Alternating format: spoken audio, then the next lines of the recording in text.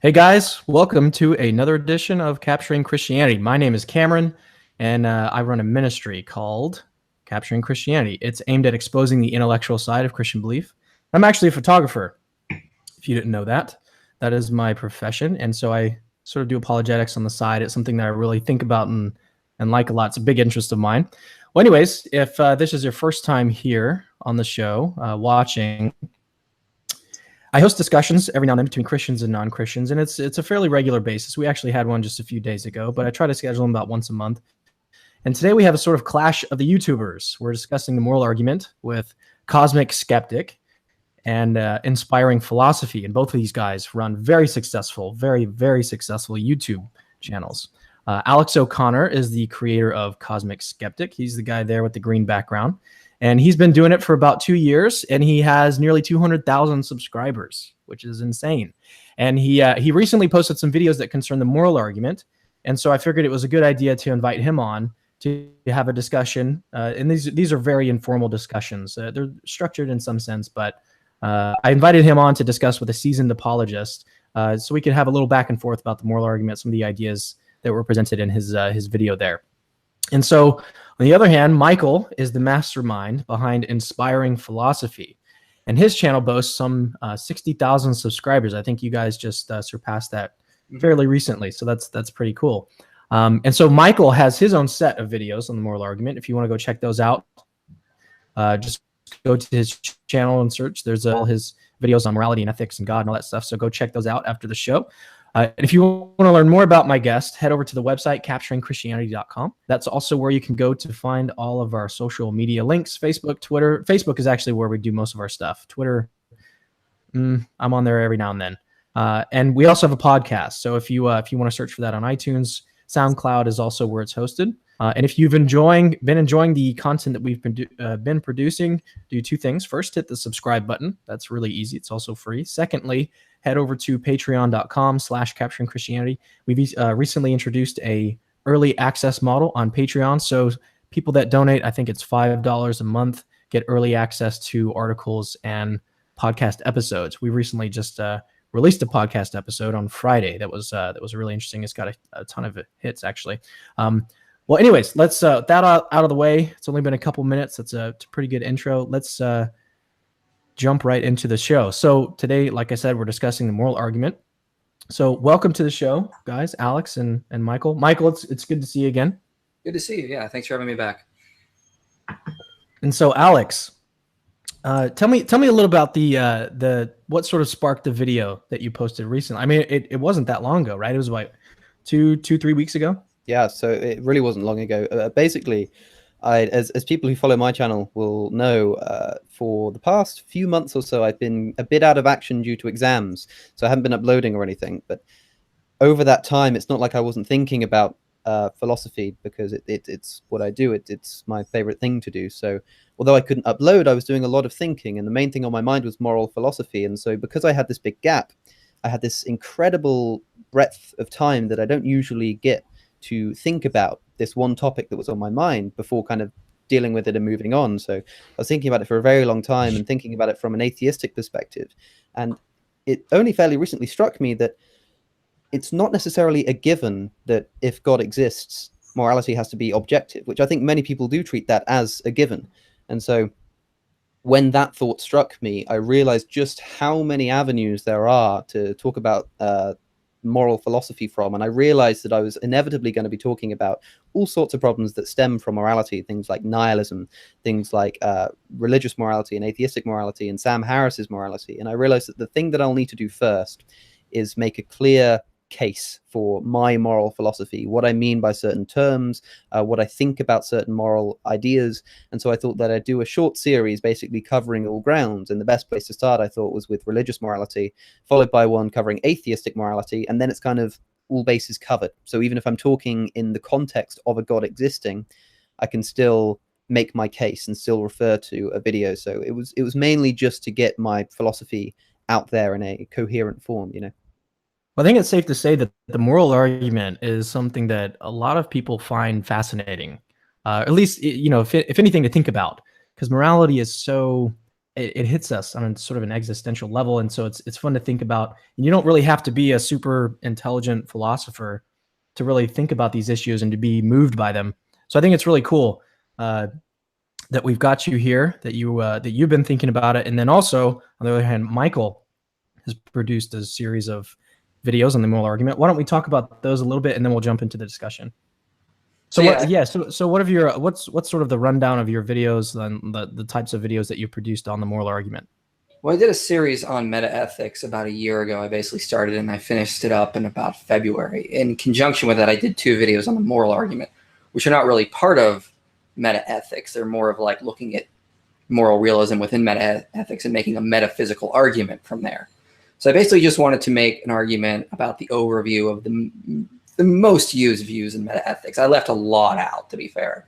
And then I wanted to argue for moral realism, specifically non-natural moral realism, and then offer some critiques, some of the major views, like the views in non-cognitivism, different forms of relativism, J.L. Mackey's error theory, etc. So that was just the basis of it. And then on top of that, I built 2 arguments for the moral argument on top of that. I didn't use Craig's moral argument. I'm not a big fan of that because I don't think it says enough. So I presented my own moral argument in that, and I just defended it over 2 basic videos. Yeah, so in my study of the moral argument, I've noticed basically 2 big parts of it. And the first part is sort of establishing that moral realism is true. And in Craig's version of the argument, that's premise 2. And then the second part of the argument is establishing that God is in some way necessary for morality. And that's his premise 1 of the argument. But before we do that, and we're not getting into Craig's argument, like I said, or like you just said. So why don't we let's get a rundown of like the list of premises in your argument, and then we can sort of address each one by one. Okay, so the basic argument I put forward, I based it on Linda Zebzip, I never can pronounce this right, Linda Zebsky's moral argument. So my basic goes premise 1, morality is a rational enterprise. Premise 2, if moral realism is true, meaning moral values and duties exist.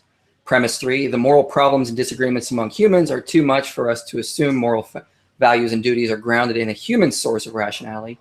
Premise 4, moral facts and duties are grounded in a necessary rational source. Premise 5, this source is what we call God. So I'm basically arguing, I defend them a little bit more in detail in the videos, but the basic argument is if morality is objective, if it is irrational, as it's not a natural enterprise, it's a rational enterprise. If that's the case, it has to be grounded in a necessary rational source, and then we just call this source God. So that's basically the form of the argument. And so I understand the most controversial premise would be premise 2, moral realism is true. And so I've done a couple of videos defending that as well. Yeah, so let's just go ahead and jump into that, into the discussion about moral realism. And I know that before we came on, you had a couple books that were right next to you where a couple atheists are basically defending moral realism. So why don't we into the you can show them if you want, but well, if you want to know some books on a lot of this stuff, I highly recommend this book here, Metaethics by Andrew Fisher. He's not arguing for a particular view, but he does a really good job presenting a lot of the arguments. Another great book defending moral realism would be Ruth Schaefer-Landau's book, Moral Realism, a Defense. Thomas Nagel has got some great papers. This is another good book called Mind and Cosmos. He goes into some other topics as well, other than just ethics. For natural moral realists, everyone talks about Sam Harris's ethical naturalism. I think a better book would be Moral Realism by Kevin DeLapp. He's an ethical naturalist, and I think he's more honest. I think he's more open. He addresses a lot more objections that are present in philosophy. So if you want any good books on it, I highly recommend those books and whatnot. And I'll be referring to them probably more than likely throughout the discussion. All right, so let's jump into your argument for moral realism. Like, let's just jump into it. Well, first, I wanted to ask Alex a question if he's okay with that. Of course. Yeah. What is your specific metaethical view? Because when I watched your videos, I wasn't really sure where you were coming from. Sometimes I thought you were kind of arguing for a position of relativism. Sometimes I thought maybe it was non-cognitive. I couldn't really nail down exactly where you were arguing from. Sure. I think I would probably be best described as a non-cognitivist. I wouldn't call myself a relativist for the fact that, in effect, I suppose it could be summed up as the view that moral propositions hold no truth value. So I wouldn't say I'm a relativist because I wouldn't say that people can be true dependent on their culture or their opinion, let's say. I would argue that they can't be true, but they also can't be false. I think it's probably quite close to emotivism. However, I don't think the reason that I wouldn't call myself an emotivist is because I don't think that when someone says this is good, that what they mean is that, well, you know, the boo hurrah theory, the idea that they just disapprove of it. I think that they do mean something more than that. I just think that what they mean can't be justified in objective terms. It can't be shown to be true or false in an objective sense. This is another problem I have. Sometimes when I say this, you know, like when I say moral propositions have no truth, I think it needs to be understood that when I talk in those terms, what I mean to say is that it has no objective truth. It seems an odd thing to say that there can be such thing as subjective truth, but for instance, I'm not denying that people subjectively feel something is true, if you know what I mean. It's an objective fact that people subjectively experience something as though it were true. I just don't think that moral statements, no matter what they are, can be objectively either demonstrated, but even if they couldn't be demonstrated, I don't think that they could be objectively true or false. I don't know what you'd call that. Perhaps non-cognitivism is a fair label. I mean, we can just go with general non-cognitive for now, maybe not pick the specific view in there, because there's a lot of different non-cognitivist views. So what do you mean? You said that really fast. And let's try to get some of the definitions of these terms really quickly for those that might not be familiar with the meta-ethics. So yeah, let's talk about cognitivism versus non-cognitivism. Well, most views can be summed up in either one of those two. Cognitivists would say that moral statements have like a truth atmos status. So when I say murder is wrong or rape is wrong, that can either be true or false. A non-cognitivist says that they can't be true or false, that it's just something we feel. And so like if I desire something, well, desires can't be true or false. Or if I have a feeling or an emotion, that can't be true or false. And that's kind of what a non-cognitivist does. And there's various forms: prescriptivism, emotivism, expressivism, quasi-realism, etc. So that's sort of the difference between cognitive and non-cognitivists. Moral realists or cognitivists, as well as relativists are, and error theorists, we would say that there are, when someone makes a moral claim, they are expressing something true or false. Non-cognitivists say they're not, essentially. So Alex, you said that moral statements or moral facts, I guess, can't be demonstrated. So what can you explain to me what you mean by that? They can't be demonstrated. Well, that's actually I sort of mentioned that in passing. I almost regret having phrased it that way because I don't think that necessarily has any relevance, in the sense that there are certain moral propositions that even if you accepted an objective, even atheistic case, there are certain propositions that can't be demonstrated, but that doesn't necessarily mean that it follows on that they're not objective. So this is a confusion that actually cropped up when I made my video. People seem to think that what I meant by objective was the ability to demonstrate something is true. That's not what I mean at all. Sam Harris gives a good example in The Moral Landscape, a book otherwise that I have too many problems to name with, but he gives the example of, if I were to ask you how many people were bitten by mosquitoes in the past hour worldwide, there is an answer to that, and that answer is an objective truth. Now, we couldn't possibly demonstrate that objective truth. We don't have the means, but that's not to say that it's not objective. So we can say, for instance, if I said that there were an even number of people who'd been bitten by mosquitoes in the past hour, I know that that is either objectively true or false. So I know that it's, let's say, in the realm of objectivity without even being able to demonstrate either way. So with a moral proposition, if you say that murder is wrong, it's not the fact that you can't demonstrate that makes it not objective. That's just kind of a side part. The reason that it's not objective is not because you can't demonstrate it. So although I think that there are moral statements that you couldn't demonstrate, I don't think that's why they're not objective. Okay, so then why would they not be objective? In your train of thought, why would you say they're not objective? What would be your reasons? Just general overview. You don't have to go too much into detail. Sure thing. Well, I think it's important to define what we mean by objective, because this is where a lot of the confusion lies. And as far as I'm concerned, for something to be objectively true, it must be true, or something to be objectively true or false, it must be true or false regardless of, let's say, human conviction. It must be true or false regardless of whether or not people want it to be true or think that it's true. So for me, morality is a kind of it's a thought, it's an expression, it's something that can't be said to be true without humans thinking that it's true, because all morality is humans thinking something is true.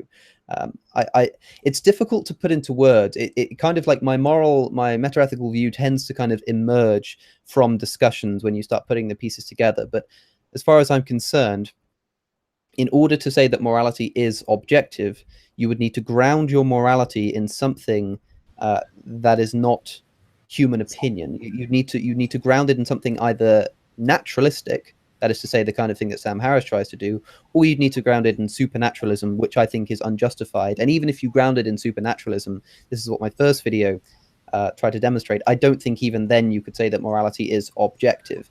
So the only way that I think you could truly show morality to be objective is to come up with some naturalistic synonym for words like good or bad or ought or ought not. And I think, as I think you probably think, I don't think you can do that. I don't think that naturalism is a valid metaethical view. Now, I want to go back to one thing you said, because I thought you might be begging the question against a moral realist. You can correct me if I'm wrong, but you said all morality is thinking it's true. Is that correct? Well, I suppose I would say that when you make a moral statement, the person, what I meant by that was that when you make a moral statement, most people intuitively think that, so like you say, when someone says that murder is wrong or the Holocaust was wrong, that's a classic. They have no doubt in their mind that that is true. What I'm trying to say with that is basically making the case that even though they think it's true, that's all it is. They think it's true, but it's not actually objectively true. So then let me ask you this. I mean, one of the reasons most philosophers are more realistic, I think their last poll was like 56% are, is because it's just so dang intuitive. So when you say all that it's, all that it is that it's thinking of it. My issue with that is like, well, I mean, everything we think is technically subjective. I mean, everything about science we think is subjectively processed in the mind. Everything about mathematics or logic is. That doesn't mean those are subjective. I mean, that just means that's how we experience them. It's a kind of confusing epistemology with ontology. Just because we may experience morality subjectively, that does not necessarily mean there aren't objective moral facts out there. Just like we experience, science, we actually have to experience it subjectively through our own cognitive senses and whatnot. So why would it follow that just because that's how we experience it, that it necessarily is subjective? Well, I think that if you are going to be technical about it, then you have to accept that things like science or the scientific method ultimately do rely on our subjective experience of existence. But the way that I would get around that is as follows. I would subscribe. So I subscribe to that notion that we have to kind of begrudgingly accept the fact that I can never really know whether or not I'm really having this conversation, whether or not you two are really speaking to me, or whether I'm just a brain being stimulated in a lab. So that's a problem, but I don't think that necessarily closes down the debate, because I can say things, for instance, I subscribe to Descartes' notion, I think therefore I am. I think it's fair to say that in order to even be under the illusion that I'm here having this conversation, I need to exist in some form. So to me, that says that existence is a thing. Existence exists, if you know what I mean. So yeah, there is such thing as existence. Now, if I say that there is a cup sat in front of me, which I think I have here, as a scientific worldview, like you say, because I have to interpret that through my senses, which I don't know if I can trust, I don't know whether or not this glass objectively exists. However, I do know that it either objectively exists or objectively doesn't. The statement, "this cup exists," is either objectively true or it is objectively false. So yes, I do have to interpret that through my subjective senses, but I can still know that that's either objectively true or false. Whereas with morality, I'd go further than that and say that it can't be in principle objectively true or false. So it doesn't matter to me necessarily the process by which we're coming to the conclusion. Rather, I'm just saying that the conclusion has to be either that the cup does exist or doesn't exist, and we may never be able to know that, but we know that it still lies within the realm of objectivity. That statement, the cup exists, lies within the realm of objectivity because it either objectively exists or doesn't, whereas morality doesn't do that. So yes, we have to interpret both, because, well, I suppose I'd have to ask your case. I'd have to say, let's put it this way. As of yet, I'm unconvinced that it does. So I'd like to know, let's say, why you think that it could reside in the realm of objectivity, and then I could tell you why I find that unconvincing. That's about as far as I could go.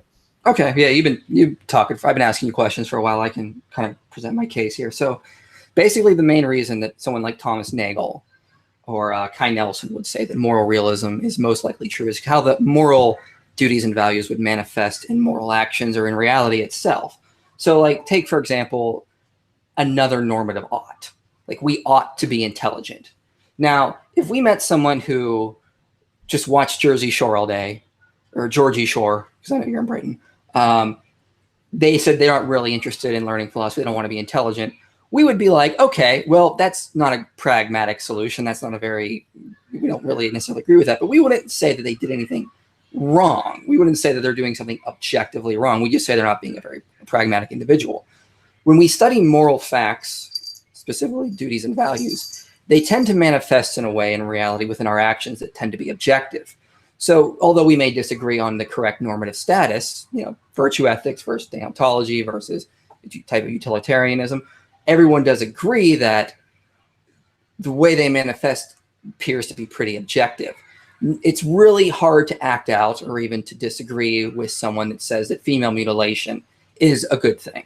If someone says that, we would be like, no, it isn't. I mean, that's clearly something we would want to debate. So moral facts tend to manifest in reality the same way logical facts tend to manifest. They're objective, independent, even if we may not agree, if someone may disagree or may think something else. So the basic argument, and I can give you a quick quote here from Kai Nelson, for example. Kai Nelson says, "It is more reasonable to believe such elements, things like wife beating and child abuse, are evil than to believe any skeptical theory that tells us we cannot know or reasonably believe any of these things to be evil. I firmly believe that this is bedrock and right, and that anyone who does not believe it cannot have probed deeply enough into the grounds of his own moral beliefs." So Kai Nelson, David Brink, Richard Boyd, I'll argue, from a basic intuitive standpoint, moral realism is pretty intuitive. If we're going to apply the principle of credulity, we have to accept that it is at least our intuitive starting point. This seems to be the case as we act in reality, as things manifest in moral experience or through things like moral progress. So if that's the case, the skeptic has to mount an argument against how I don't want to use the word naturally, how they basically just simply appear within reality, how they tend to manifest between moral agents. So what would be a good skeptical argument for doubting our basic intuitive starting point? Well, I'd say because that's effectively the basic premise of skepticism. The whole point of skepticism is that you take nothing for granted. So something like let's say the principle of credulity, as long as I understand the same thing as you do by that, I take to be a horrible idea. It's true that we intuitively feel that morality is the case, but that in no way, to me, I don't see how you could say that because we feel something more strongly, we have more reason to believe that it's the case. Well, it's not so much a feel. I mean, Rouchet-Ferlandot defines intuitions as conscious experiential states. One of the things he says is like, let me ask you this right now. He uses a pretty good example. Are there people in Montreal right now? Now, without looking it up, without actually going to Montreal, it tends to be a pretty reasonable argument. That's a good starting point to assume. We don't assume any alien abductions have happened within the past 5 minutes. We tend to just start with an intuitive, reasonable point right there. And so the principle of credulity doesn't say we just believe what we feel. It says we take what seems to be so as indeed unless someone has positive reasons to doubt. Take A theory of time. I don't think A theory of time is true, but it seems pretty intuitive. We have pretty good scientific evidence that B theory of time is most likely true. So we have good reason to doubt our intuition there. So my basic point would be, as most moral philosophers that are more realists argue, is like, why should we doubt this if it seems so intuitively obvious? If moral facts manifest in a way that are objective, why would we doubt that they're not objective like the laws of logic are?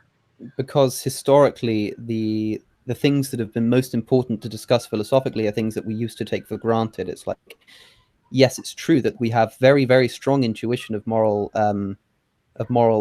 duty, but in the same way, I have an incredibly strong intuition that I have free will.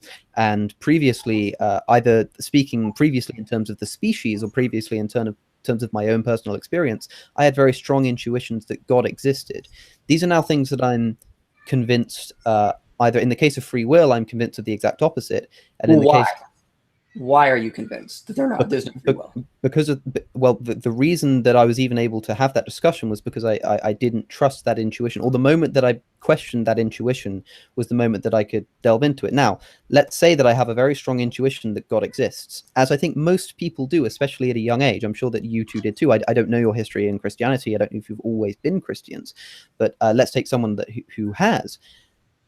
He and I would have started in the same position. We both had a fairly strong intuition that God existed. Now, you can become aware of that intuition and become aware that you should probably break that down and not just trust the intuition for intuition's sake, and that you should question it and see if you can justify it. And once you've done that, you may find that you very well were justified in your intuition.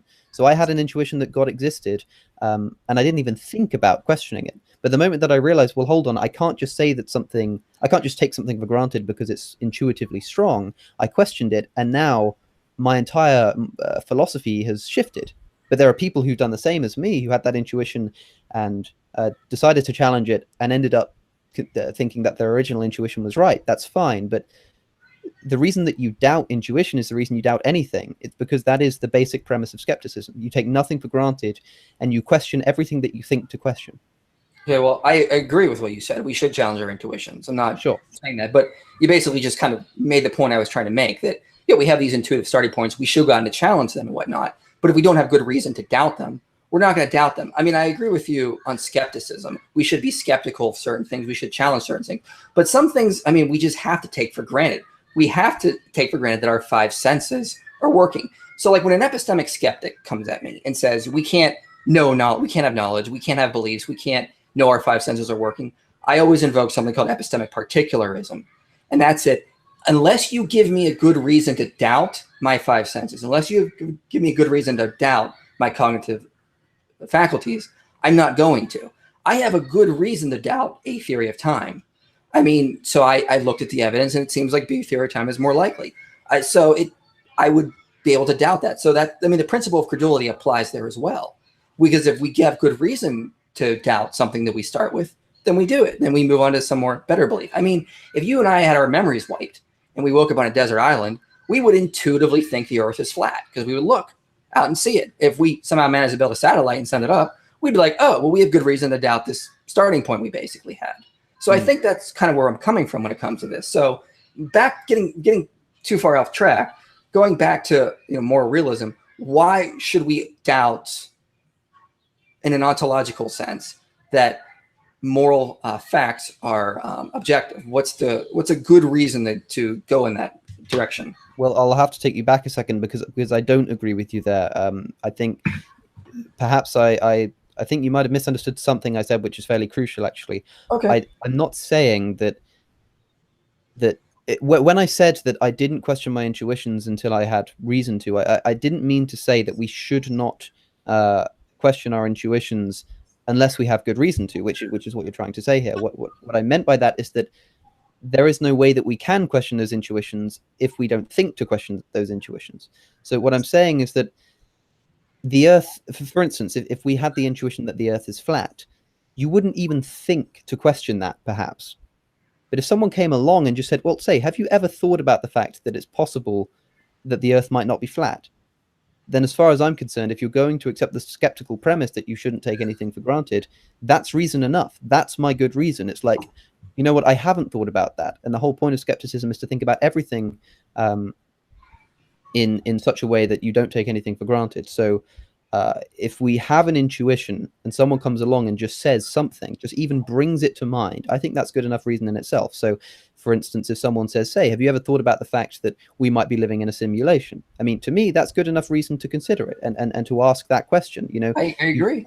You don't need to to take it any further than that. So the reason that I would, the good reason that I would say to doubt our intuition of morality is because we should doubt everything, and we've been made aware through moral reflection that perhaps we are wrong about morality, and perhaps there is no such thing as morality, or at least it makes no sense. So well, I agree, but how so? So keep building on that. How do you mean? Well, I mean, I agree. I mean, I agree we shouldn't just take things for granted. Okay, so well, let me put it this way: then. Would you accept that it is possible that that moral non-cognitivism is true? Yeah, it's absolutely possible. So if it's possible that it's true, then for me, there's your reason. That's why we should explore that idea and see if it makes logical sense, and then compare that against the position of moral realism, and see which seems to make more sense. I mean, right. That's fine for me. I agree. I mean, I think we should evaluate and see if it makes sense. I mean, I've read Simon Blackburn. He argues quite extensively for his non-cognitivist views. I mean, he may not even call himself that anymore because he kind of jumps around a little bit here and there. But I mean, the question is that I'm not disagreeing with anything you said. I do think we should doubt. I do think that things are possible. I remember someone asked me, like, I mean, what if we one day found a tomb in the Middle East dated to like 33 AD when there's a body of a crucified man in it, and there was this on the outside, it said Jesus of Nazareth. Would you doubt Christianity? I said, absolutely, I would. I'm not just going to believe stuff just because it makes me feel good or because it's intuitive. I always say we need evidence for that. And that's why with moral realism, it starts from an intuitive case and we see how they manifest in reality. From where I'm coming from, it doesn't seem like there's any good reason to put forward a good non-cognitivist view because of things like moral progress, moral convergence, etc. Moral facts and duties tend to manifest in reality in objective ways like the laws of logic do. There are skeptics of logic. And as Thomas Nagel wrote in his book, The Last Word, that it's completely inconsistent. So a lot of the similar type arguments can be put forward for moral realism. So I just want to know, what is a good reason to take a non-cognitivist view in this sense? Okay, but you seem to be suggesting, and correct me if I'm wrong here, that the burden of proof lies with the person who's trying to deny the intuitive, the intuition. Not necessarily. I mean, you have a burden of proof, and I agree. I do have some sort of burden of proof. But, I mean, at some point, there has to be a starting point from where we're going to go from here. If I say moral realism is true, it seems intuitive. You say, no, it isn't. And I would say, well, okay, well, here's some good reasons why it is. Look, if you and I came across someone who was raping, we would want to stop them. We would say that's objectively wrong. Justice has to be done. And what they're doing is just absolutely wrong and horrendous. We would not be like, well, that's just like their flavor of ice cream. Just because they like it, doesn't mean we got to interfere. So, I mean, think of it from an evolutionary standpoint. Why not? I know that sounds really odd, and you can ask questions when you're talking about philosophy that out of context would sound horrible, but why not? Why not what? Why would so I disagree with you when you say if we came across somebody raping someone, you said we'd want to stop them. Yes, we'd consider it to be wrong. Yes, we'd consider it to be objectively wrong. No, that's a different world. I'm saying, why would you say that it's different from a preference? Well, think about it from like an evolutionary standpoint. So evolution has given us our taste preferences. We tend to like meat, cooked meat, because that's how we evolved. We also evolved to understand science, logic, mathematics. We also evolved to understand morality. However, all of these things have manifested slightly different. So our taste preferences, although from an evolutionary standpoint, they might be more important than morality, they are clearly subjective. No one doubts that. And so, but morality definitely manifests objectivity, manifests in an objective sense. So if that's how it tends to be understood between rational agents, if that's how it manifests within moral disagreement, moral convergence, moral experience, why should we take a different view? What is the good reason to go against that? Well, because I don't think that saying we've evolved to experience morality as something that's objective is good enough reason to show that it is objective. It's like I would consider that the same thing has happened. It's like a preference of color, like our evolved ability to choose our preferences. It seems to me that even if morality is experienced differently, it's still the same thing. So you keep at this stage in the discussion, I would say that the burden of proof seems to lie with you, merely Well, because let me ask. at this stage of the discussion, I'm not necessarily trying to say that moral non-cognitivism is true. You're saying, I think that moral cognitivism is true. What's a good reason to doubt that?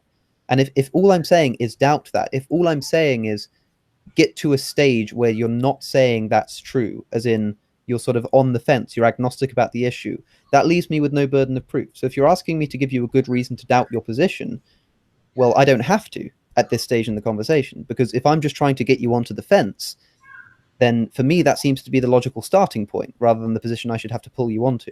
Well, I think the obvious response to that is possibility is not probability. Just because it could be possible that it's subjectivism or some form of non-cognitivism is true, that is not a good reason that it is probable true. That's where I would invoke particularism.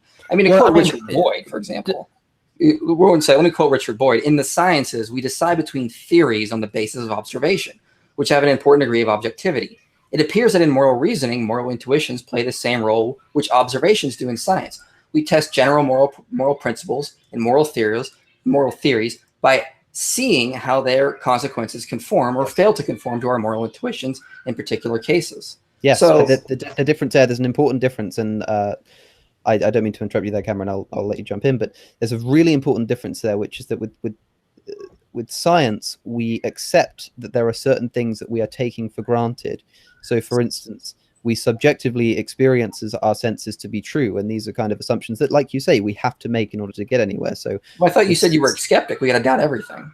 Well, I am, and I think we should doubt that. But what I'm saying is that in the field of science, the aim is to find out whether theories cohere with our understanding of nature. Okay, now with morality, you're absolutely right. We use reasoning and sometimes even observation to see if a moral proposition that we're making coheres with our moral intuition. I've got no problem with that.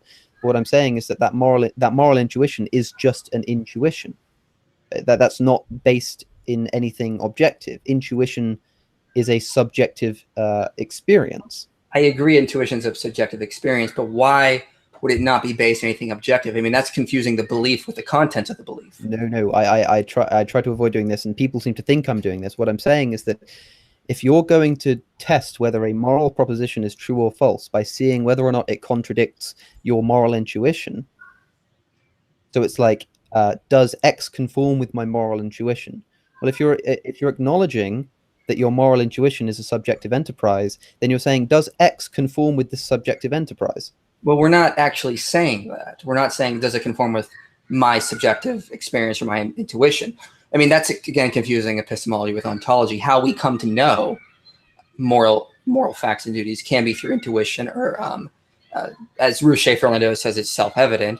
That does not necessarily mean that's all it is. There still is objective facts beyond that from which we have a cognitive sense of. And that's a specific term they use quite often, is we have a cognitive sense of these. The intuition is not the morality. Our intuition is the cognitive sense of these moral facts, which Thomas Nagel just says it's a standard by which our intuitions can conform to, or our moral discourse can conform to. So we look at it like that. So just because we have intuitions, that does not mean that's all moral facts are. I'll let Cameron jump. Yeah. I just wanted to see if I could sort of summarize where we're at so far. I was just listening, and it's been really fun just to hear you guys go back and forth. But just so, Alex, what I'm hearing you say, you're coming from a standpoint of skepticism. It's like we should be skeptical of basically anything that we believe. We should always be open to being wrong about it. And so that's like your fundamental principle, epistemological principle. This is where I'm coming from. I'm coming from the point of skepticism. And then we're applying it to morality. What I find interesting is that we're looking at this idea of like, possibly I'm wrong, therefore this like is enough in and of itself to doubt. I wanted to sort of talk about that a little bit more, because I think that does actually have a pretty big impact on the moral argument, especially with moral realism in the discussion so far, whether or not we can believe it just because it's sort of intuitively obvious. Let's talk about that a little bit more. Is that what you're saying? Well, that because it's possible that we're wrong about it, it's possible that it's not actually objective, and that it's not actually objectively wrong to murder and torture, and because it's possible that we're wrong, you're saying that's enough to sort of doubt it, and that applies in like any situation, any belief that we have, we should doubt it. Well, I want to be careful here. It definitely depends on what you mean by doubt. What I'm trying to say is that in terms of discussing anything, and that includes morality, if you become aware of the fact that there's a possibility that you can be wrong, that's good enough reason to doubt it, in the sense that it's good enough reason to by doubt, what I mean there is I mean, I would see doubt as practically synonymous with the view that you might not be correct. So if you've become aware of the fact that you might not be correct about something, then immediately you have doubted it, if you see what I'm saying. And once you've doubted it, that doesn't mean that you're 50-50 on the fence.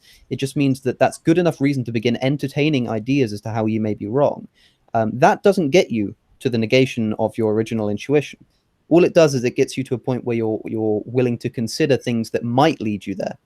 That's what I'm saying. So I think that we have very good reason to begin considering arguments, or begin questioning the arguments that we have in favor of our moral intuitions. And I'm not saying that will immediately get you to moral non-cognitivism, but I'm saying that we have very good reason to take a moment to reflect and say, okay, I have this moral intuition. I've just become aware that I might not actually be correct in this. So how am I justifying that I'm correcting this? Here is my argument. And you'll take something like the argument for moral realism and then evaluate whether or not that's justified. That's the point that I think we're at. So let me throw an example out.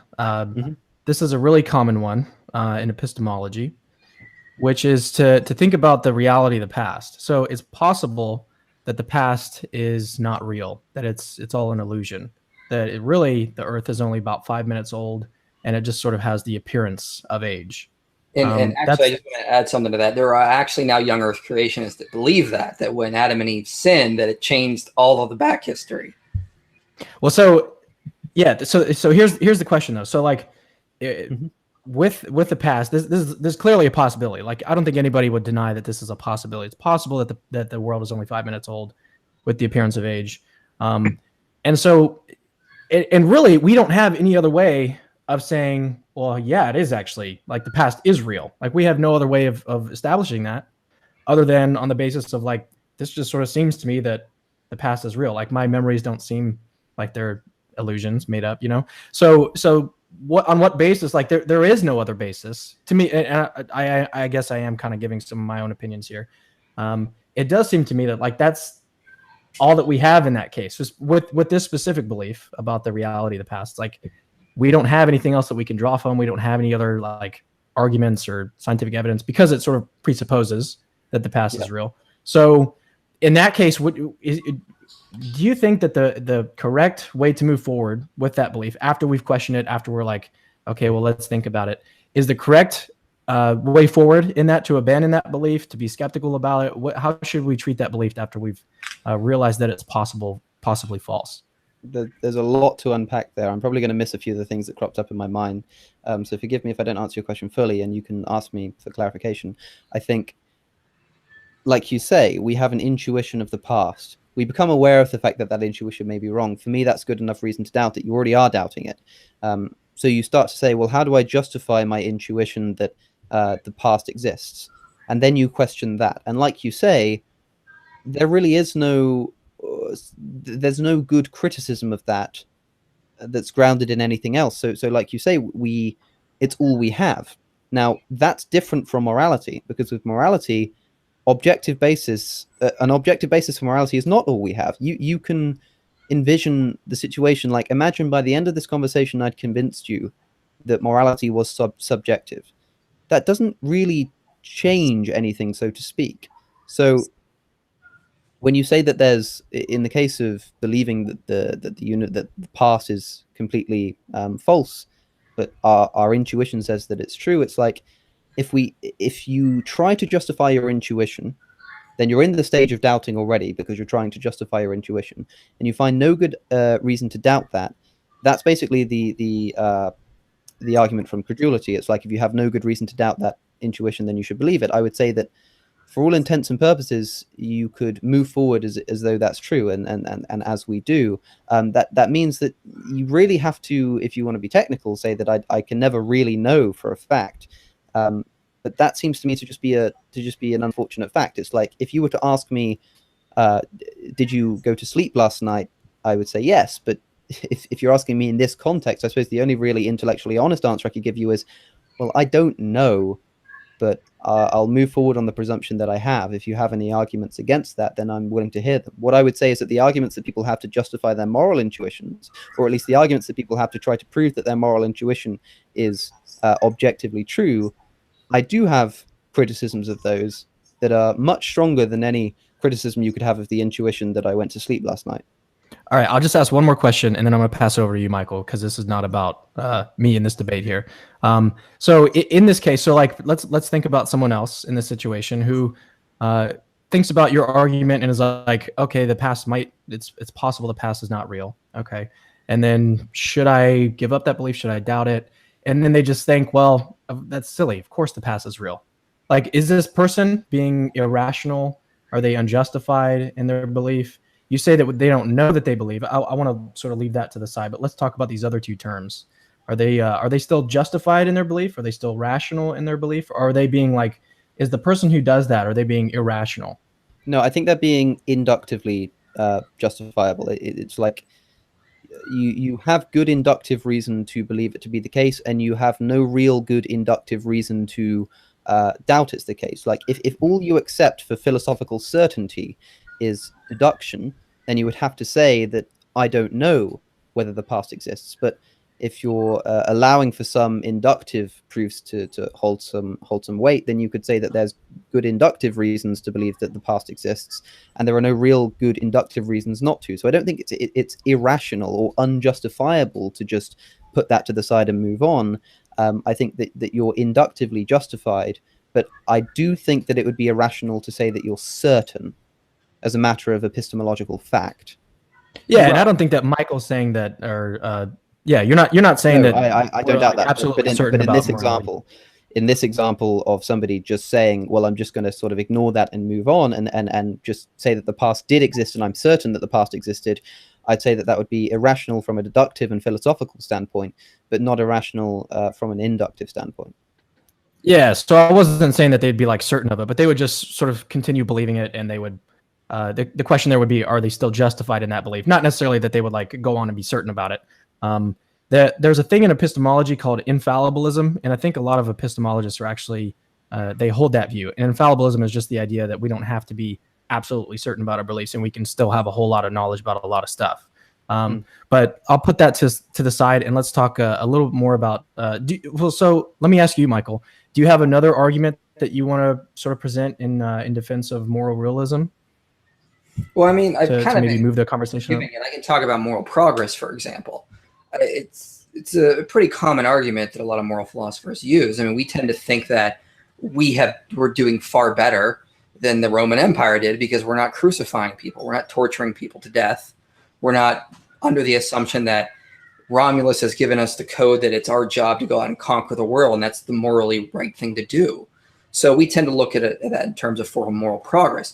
If you want to say, so here's another good example. I mean, on your Twitter page, Alex, you have at the top a pinned post where you say separate, I don't remember exactly where, but separate, church and state. If that's a good thing that we've moved beyond theocracies, that would be an example of moral progress, something that we ought to do. It's better for society. It's the good thing to do. So if that's true, then moral progress definitely seems to suggest that we ought to move more towards an objective understanding of morality, or more towards we're moving in an objective way in a moral sense, that these things are good and we should try to obtain them independent of how some people might feel. If someone disagrees with a certain moral claim, then they're wrong, and we ought to reject that and focus on what is actually good. So when it comes to moral progress, there is another way that moral facts manifest in reality that tend to show objectivity. It's an interesting way to look at it. It kind of has a whiff to me of the argument for God's existence from degree, degrees of perfection. It seems similar in that sense. It's like if you're moving towards, if you're going to say you have progress, then there should be something you're moving towards. I suppose that's the crux of what you're saying there, if I haven't gotten that wrong. So there are two ways I can approach this. The first is to say something along the lines of, well, if I subjectively thought that blue was the best color, that was my opinion, and one of my rooms in my house was painted blue, I might say that that was progress. I'd say that this is good. I'm glad that this has happened. This is better than yesterday, and we're moving towards a situation where my whole house is blue. That doesn't mean it's not subjective that painting the room blue is a good thing. But also, I would say that in the sense of moral progress, the way that I would say that we're better, so to speak, moving forward, like the abolition of slavery, let's say, is not necessarily because that was a move towards an objective moral standpoint, but because it was a move towards what I would call philosophical consistency.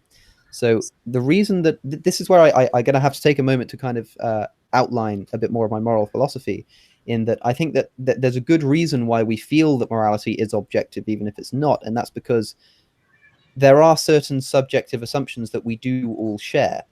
And when you all agree on something, when there's universal agreement, it's difficult to practically distinguish that from objectivity. It's as though everybody in the entire world agreed that blue were the best color. Then I could say, yes, you should get a blue car.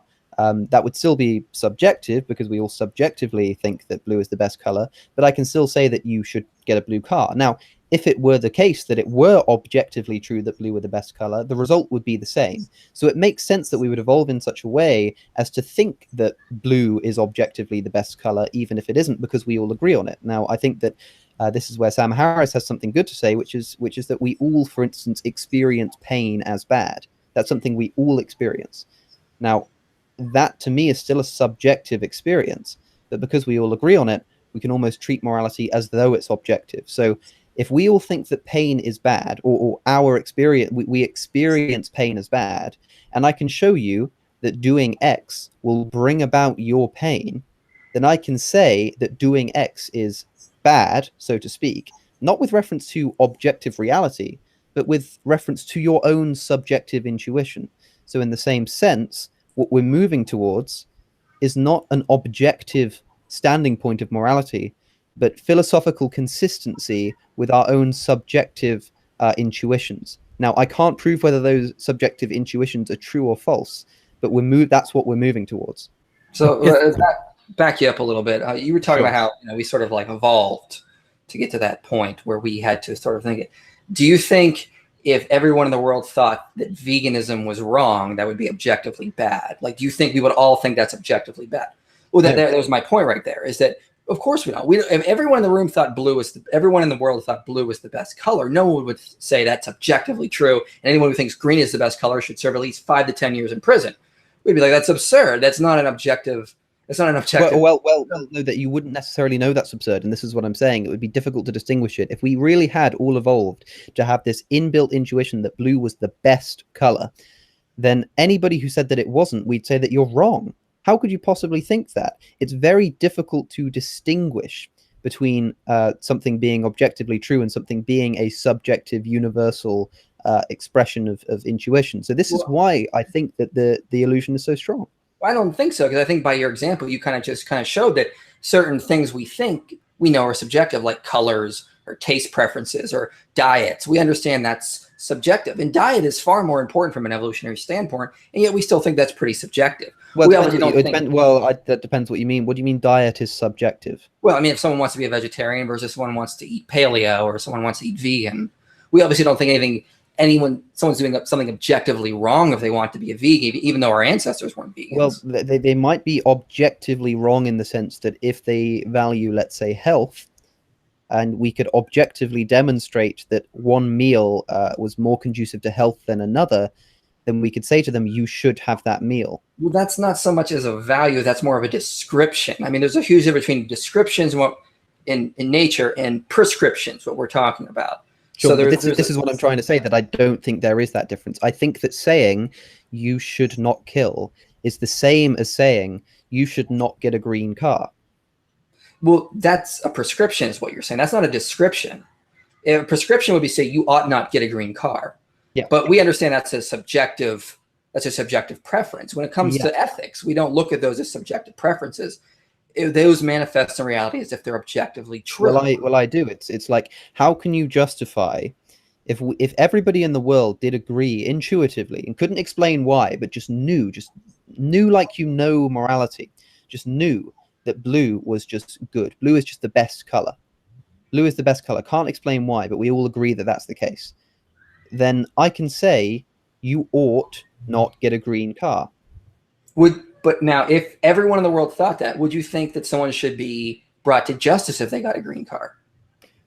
No, not necessarily. Well, exactly. That's where the difference is between ethics and color preference. Right, but if somebody getting a green car somehow impinged on someone else being able to achieve something that they wanted to do. So let's say that by somebody getting a green car, they contaminated the supply, and now all the cars or a bunch of cars were going to turn out green.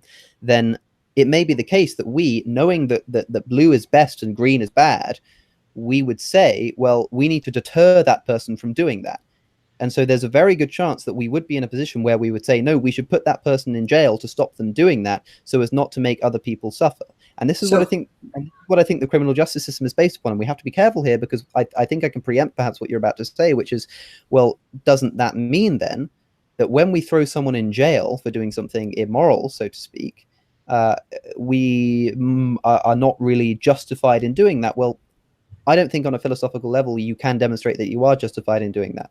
It's like, I would say with every fiber of my being, I experience things like rape as wrong, but I just cannot show that that is objectively wrong. And so the only way that I can justify locking someone up is with reference to the universal subjective recognition that, say, pain is bad, linking rape to that, and then saying, well, look, Mr. Rapist, you agree that you experience pain as bad. And if I can make a link between rape and that pain, then I can show that they are wrong, but only ever with reference to that subjective experience of pain.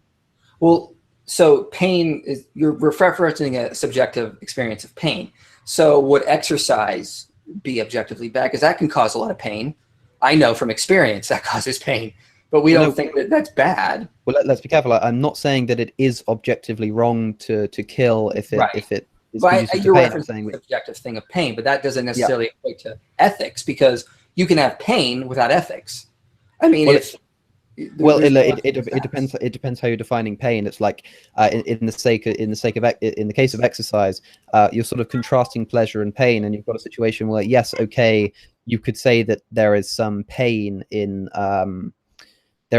exercise, but that would be outweighed by the pain that you would experience in a long-term obesity, let's say. So it's kind of it's a weighing up, and this is where moral. Well, I don't want to say moral. This is where reasoning can come in. So, in the same way that morality is kind of an enterprise not just of intuition, but we sort of use observation and we use reasoning to determine, are we really acting morally? In the same way, you might say, well, we all experience pain as bad, and when I go to exercise, it hurts. So, you know, I feel like I shouldn't be doing that.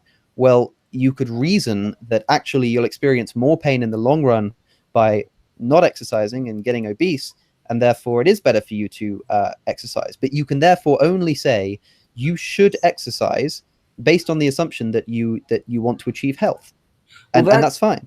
That's just a normative ought. I wouldn't say that's a moral ought, that we ought to exercise or we ought to diet or we ought to not get obese. Those are normative oughts, and those are pretty subjective. If somebody, I don't see the difference. Okay, so let me ask you this then. If somebody said, I want to be the fattest person on planet Earth, I'll pay for my own health care, it won't cause anyone any other pain, I'm just going to do that. Would we say that that's bad, they need to be thrown in jail, justice has to be done, that's wrong, no one should do that? I mean, the answer would be no. If someone says, I want to be a rapist, I want to go out and rape, that's objectively wrong. These are manifesting in different ways. How are you justifying that? Like you just said that somebody raping is objectively wrong. Like, how do you know that? Well, again, it goes back to what, David Brent, Kai Nelson, Ruth Schaefer knows. This is objectively wrong. This is an intuitive starting point. You even admitted to me just a couple minutes ago that with every fiber of your being, you feel that this is wrong. It has to be stopped. And again, actions speak louder than words. So if this is its intuitive or starting point, if our actions are manifesting in that way, if our moral discourse is manifesting in that way, why should we doubt it and take a subjective view? I've yet to hear one good argument to doubt this and go to subjectivism. So far, all you've said is basically that, well, we could doubt it. It could be wrong. And I agree it could be wrong, but I want to see a good reason for why. I mean, I'm going to stand with Richard Boyd on this, that unless you're going to give me a good reason, there's no reason to somehow overthrow our entire understanding of moral discourse in this. And that's why the arguments for moral realism has persuaded so many philosophers as of late, because there just hasn't been a good alternative presented that can overtake this from that point. So, well, let me put it this way to you. Would you agree that everybody experiences pain as bad? Taking the definition of pain that I've tried to expel. Okay, so why would you say not?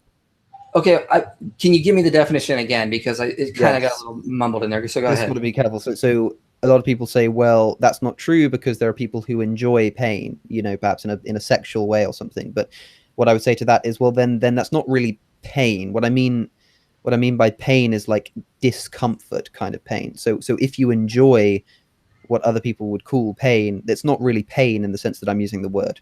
Well, I mean, you can. I don't know if that's necessarily a good definition, because you can be uncomfortable exercising.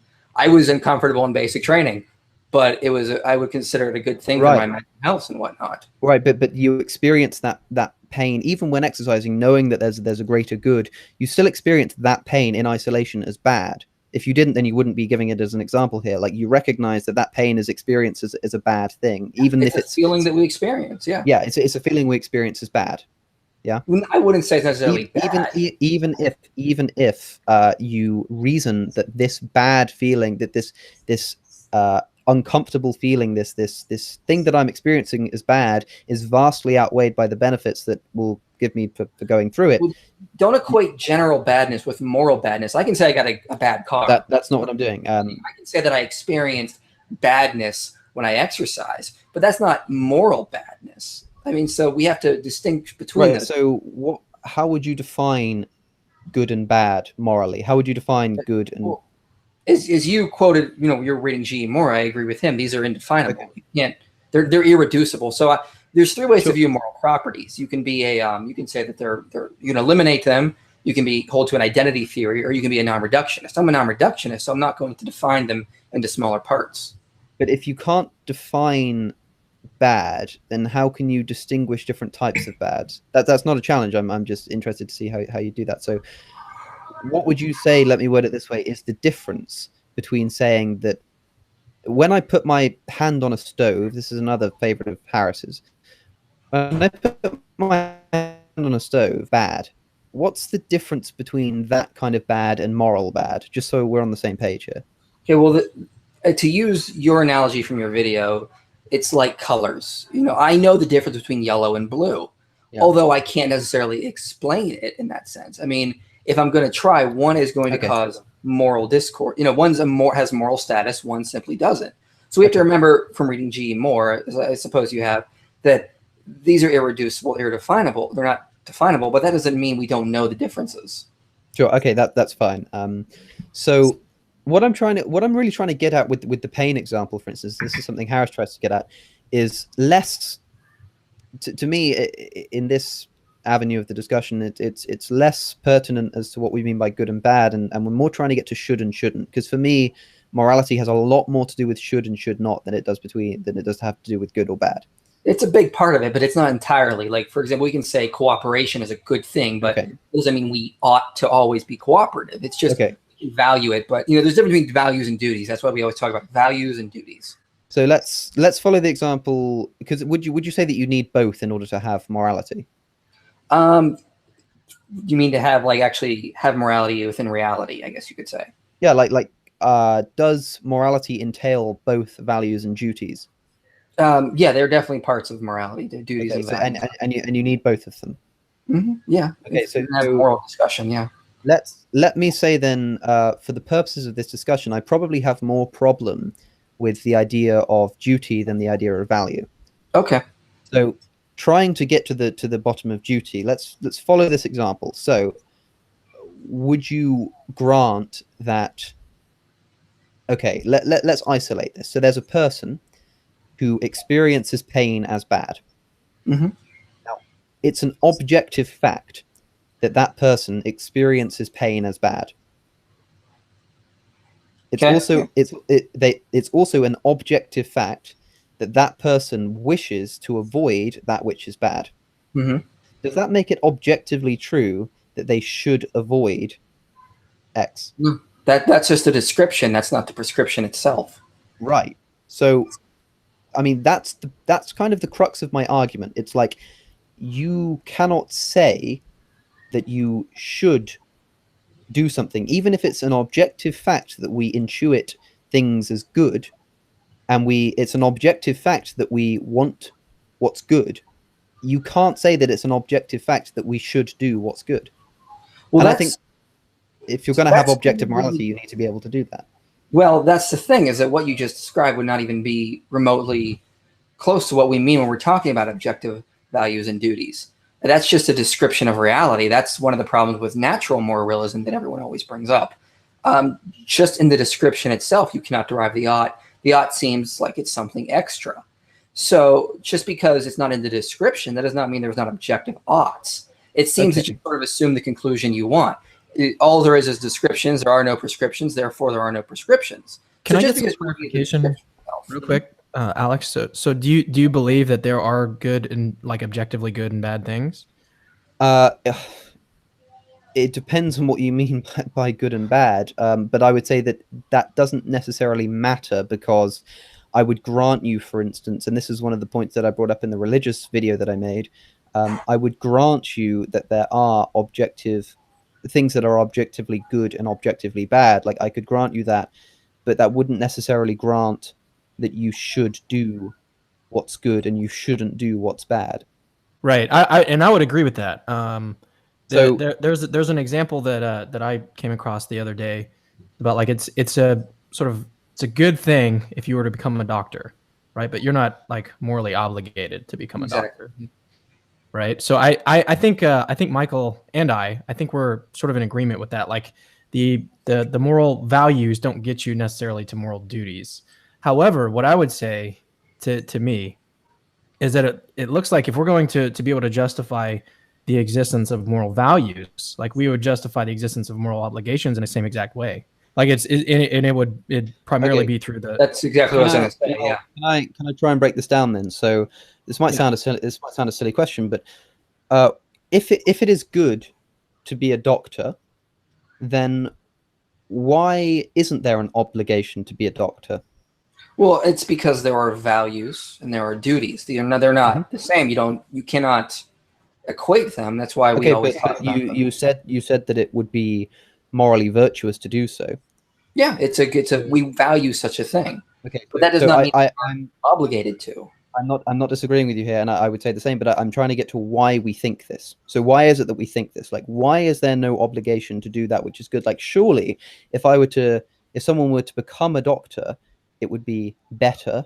And so why is it not a moral obligation that they should become a doctor? Well, because it just goes back to some of the examples you were using. It's self-evident. These things just simply are. As you said, I mean, yellow just is yellow. We cannot reduce it to something else. So under non-natural moral realism, moral values and duties are irreducible.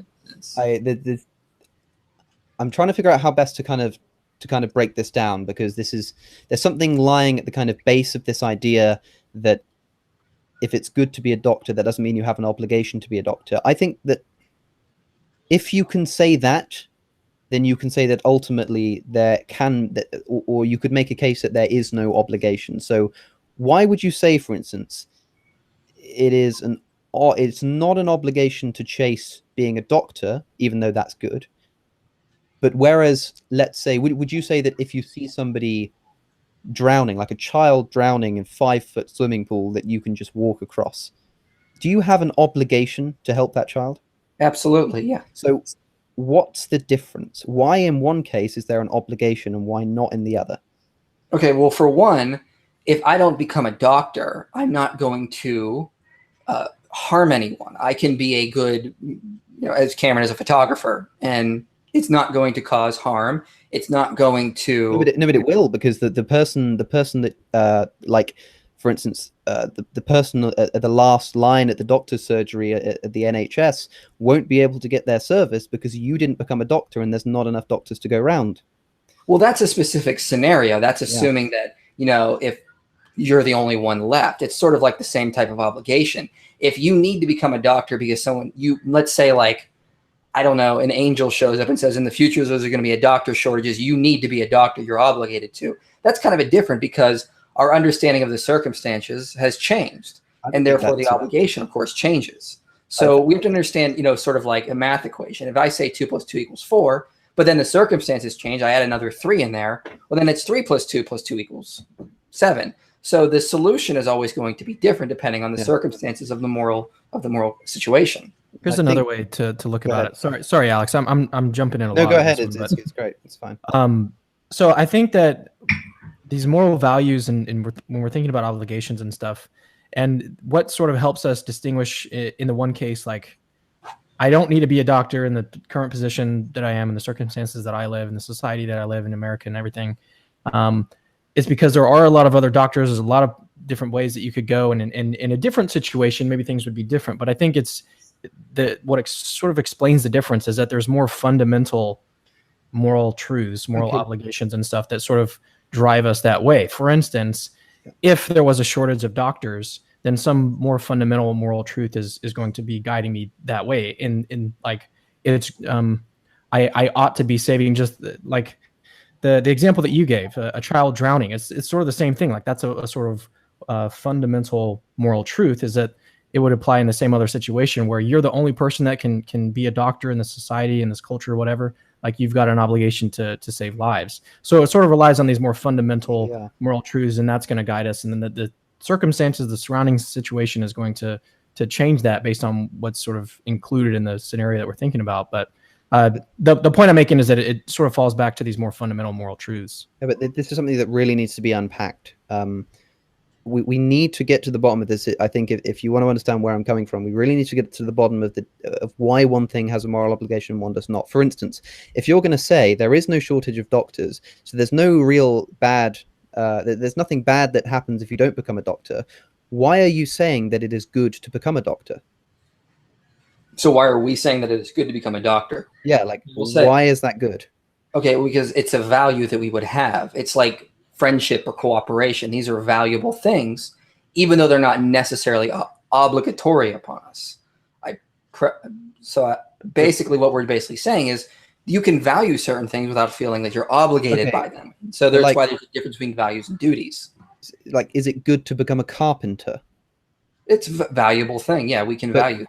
What is it good? Like, you say that becoming a doctor is good, but becoming a carpenter is like, well, it's valuable. Like, well, I would ask you the circumstances for that specific carpenter. So in normative ethics, I would call myself a virtue ethicist.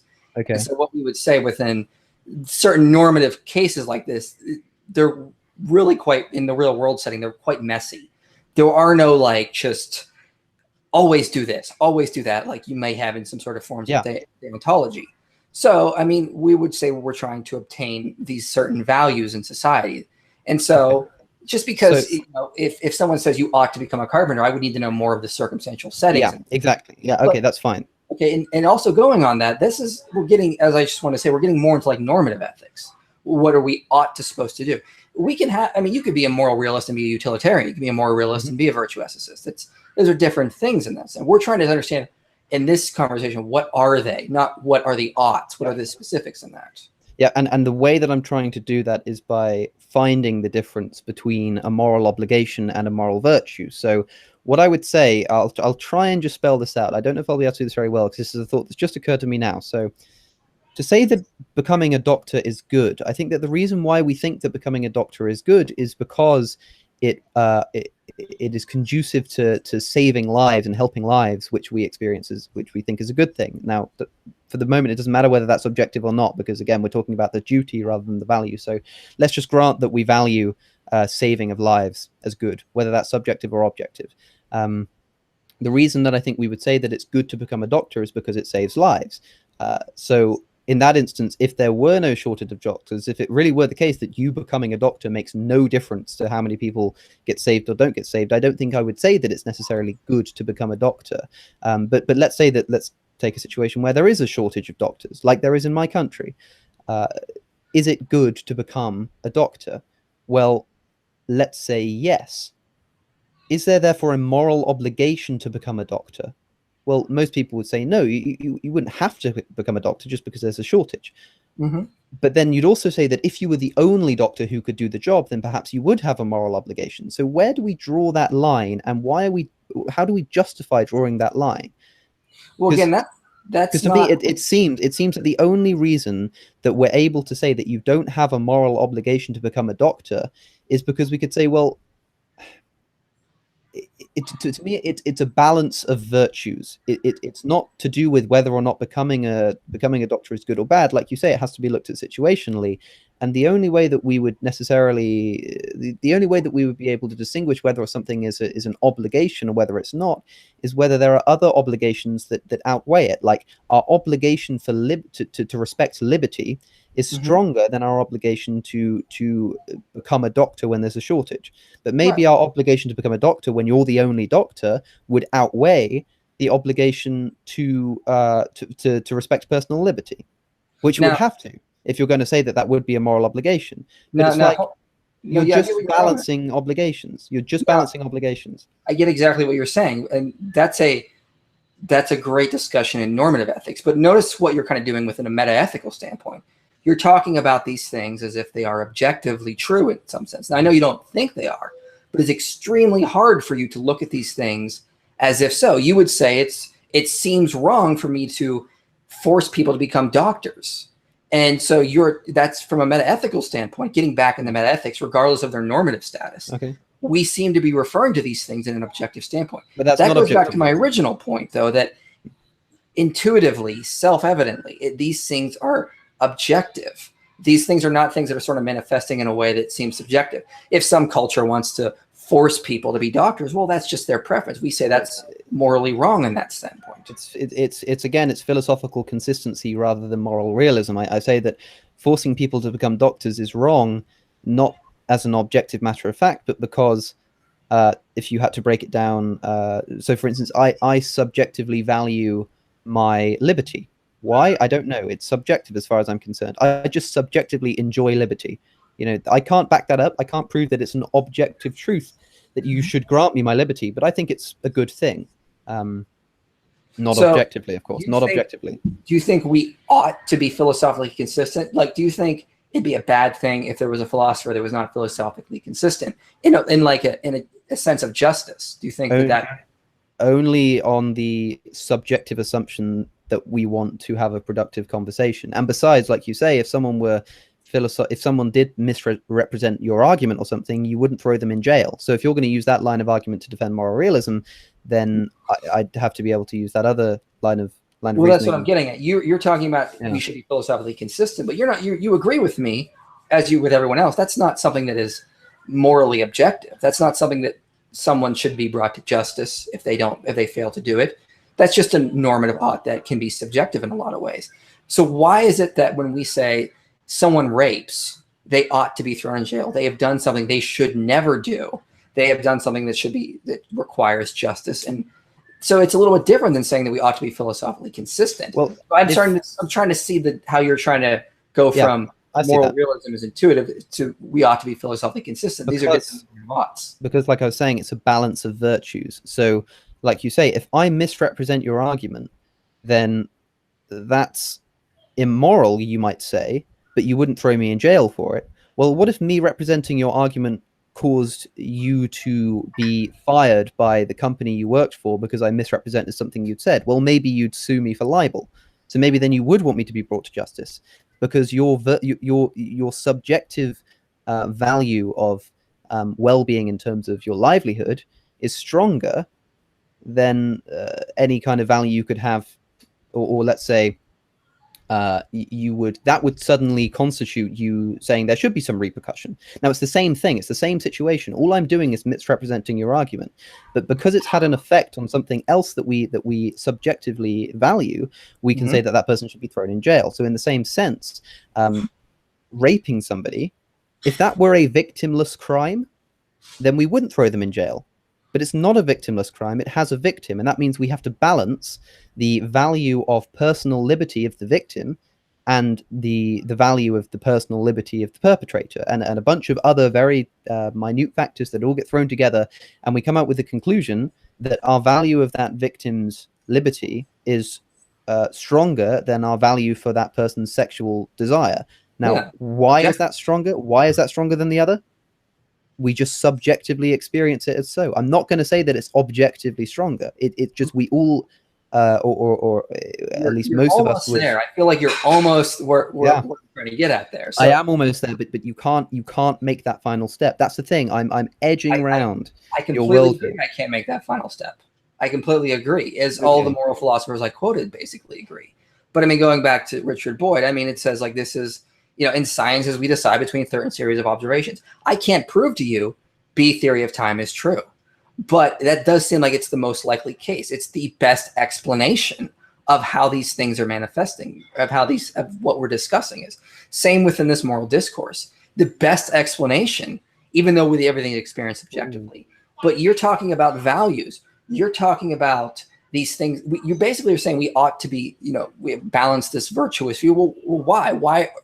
Why should we obtain these certain virtues? That's spoken as if it's some sort of objective setting that we have to do. So, Alex, going back to the moral philosophers, that's just their basic point. If that's basically what moral realism and how it's manifesting, our moral discourse is manifesting in that way, why is that not the best explanation of morality?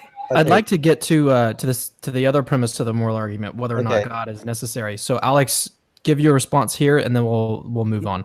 And I'd also like to say that, because I've been on the other end of this, if I say something and then we move on, I'd like nobody watching to take that as Michael agreeing with me. I understand that when you get the last word, it's kind of annoying because but let me put this case to you. So I would say that you don't have the best reason to justify. So what you seem to be saying is that we experience morality as objective. We experience, we intuit, we discuss. That's all the way. And you're saying, what's the best explanation for that? And you're saying that you think the best explanation for that is that they are objective. So that's fair to say. But what I would say is that it makes perfect sense that there is no reason to there's no problem with the line of reasoning that would suggest that evolutionarily it makes sense that rather than experiencing morality, even if it were a subjective enterprise, if we evolved in such a way to experience it as objective, we'd be more fervent in our morality. And if having a morality helps us as a species to survive, then it would make sense that those who experience morality as objective would survive, and those who experience morality as subjective would suffer for it. Now, for me, that is a perfectly good explanation of why the species has evolved such that we all experience and talk about morality as though it's objective. Because I want to ask you one quick question about that, and then please keep going. Okay. Why wouldn't it also be that why would it also be that diets and taste preferences are not manifested objectively? I was about to get there because of the fact that does not carry the same weight when it comes to survival. It's like if you subjectively favor being not hungry to being hungry, and you wouldn't say that that's an objective fact. You could say that your taste preference in terms of being hungry or not hungry, like you'd prefer to not be hungry. Fair enough. That doesn't need to be an objective impulse, or that doesn't need to be objectively reasoned for you to pick up and eat the meat that's in front of you. Whereas if you're talking about morality, which endures some kind of loss, it's like if you're going to be a morally virtuous person, that is not of benefit to you a lot of the time, although evolutionarily it is, but the thinking conscious being doesn't know that. So you incur some kind of cost. The person who thinks that there is an objective reason to do it is more likely to do it. Whereas when you've got something like taste, or when you've got something like color or whatever, you don't need that kind of, because you're not incurring a loss in the same way, you don't need that objective experience in order to... You don't think you're losing something if you don't eat? Well, yes, but what I'm saying is that even if you just experience that pain of hunger as subjective, that's enough to make you eat. Whereas if you just experience morality as subjective, that might not be enough to make you act morally.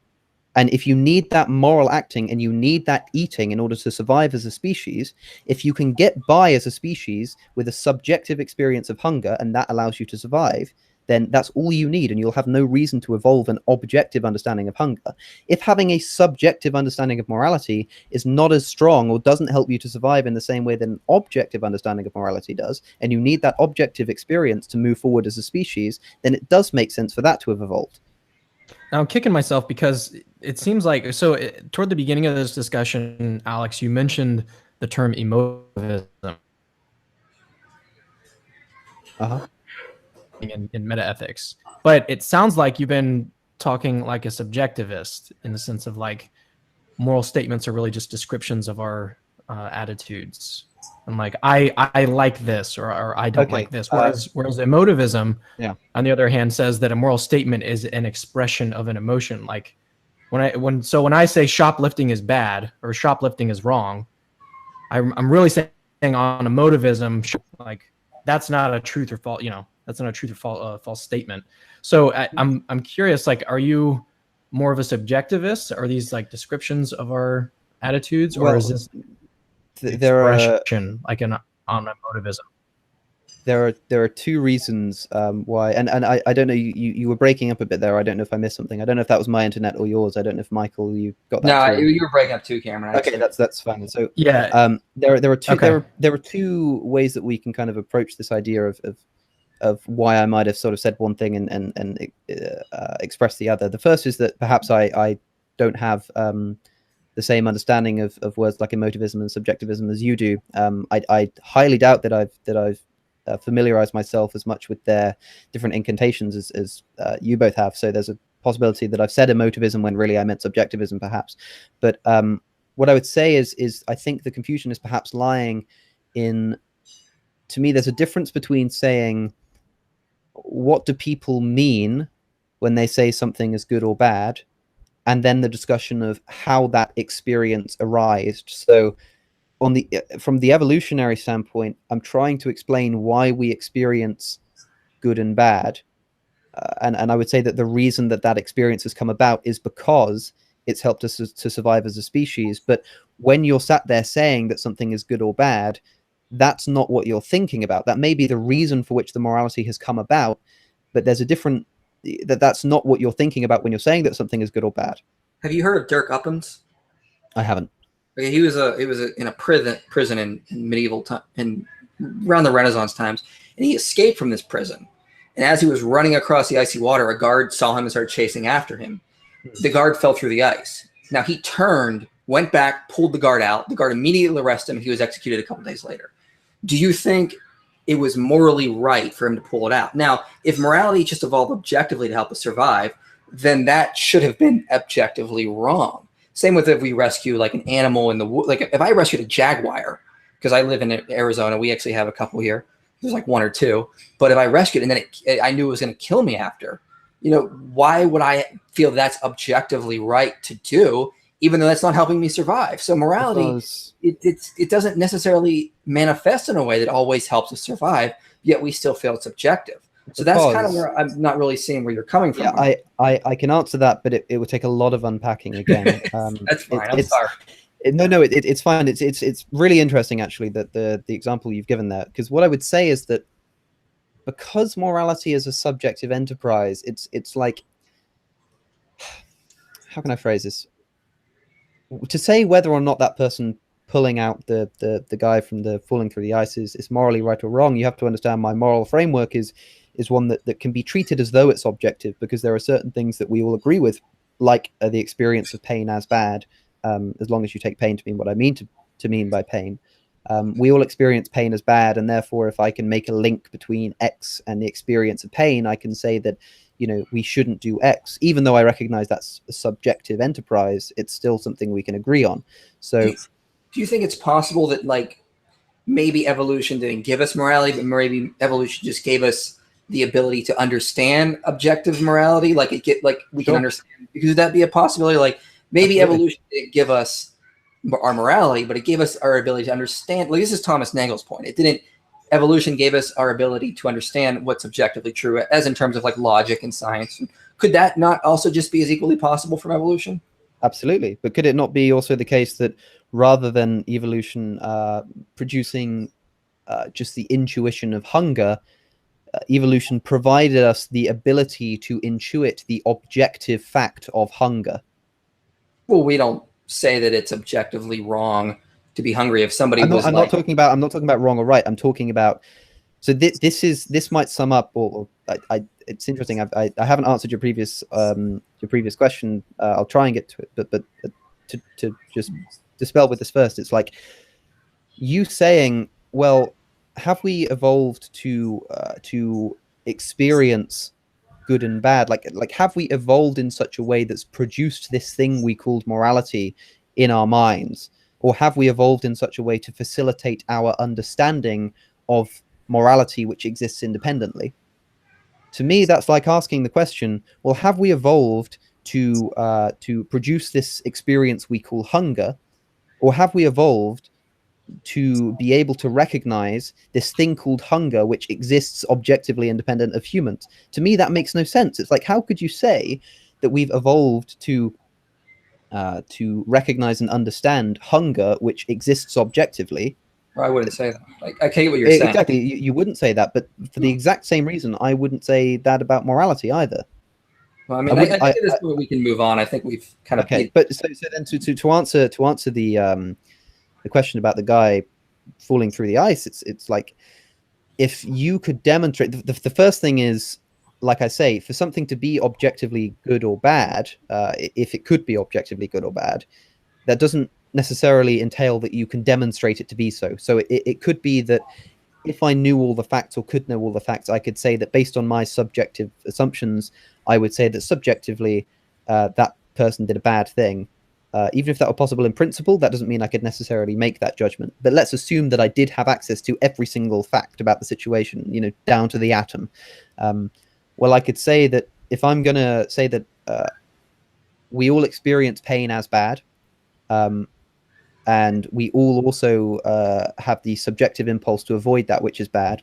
And I can say that if we have a dysfunctional society, objectively, that leads to more people experiencing what is bad.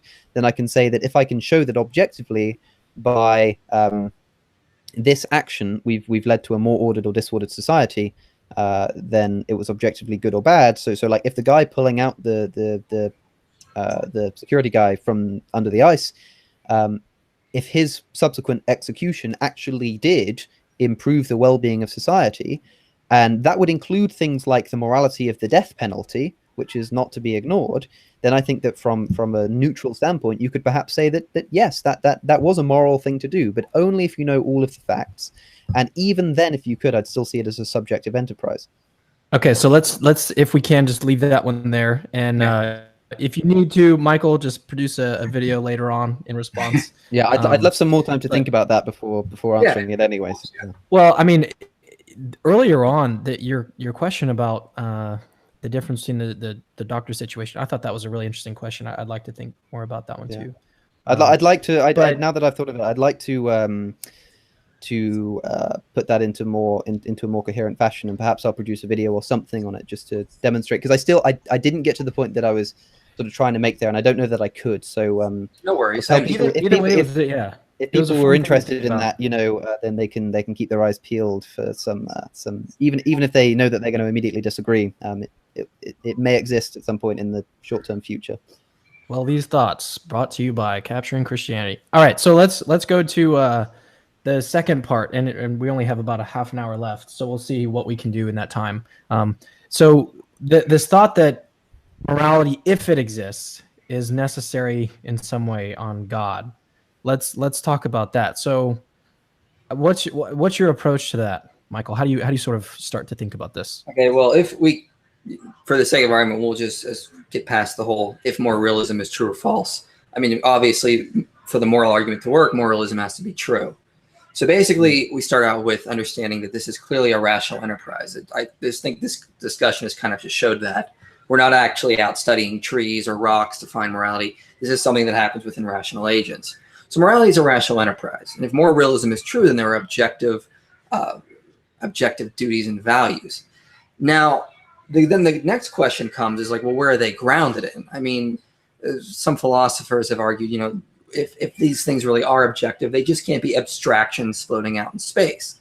I mean, logic, for example. Logic is not just abstractions floating out in space. It's grounded in the description of everything. So we say that, you know, something is logically true if it can be described and whatnot. So there has to be something there to be described.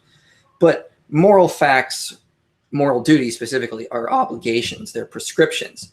And so the next question comes is, how do we ground those?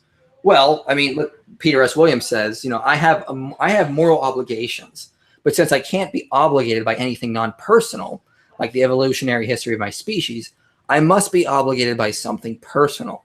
Since there are objective moral obligations that transcend all finite persons or groups thereof, there must therefore be a transcendent personal reality to whom we are most fundamentally obligated.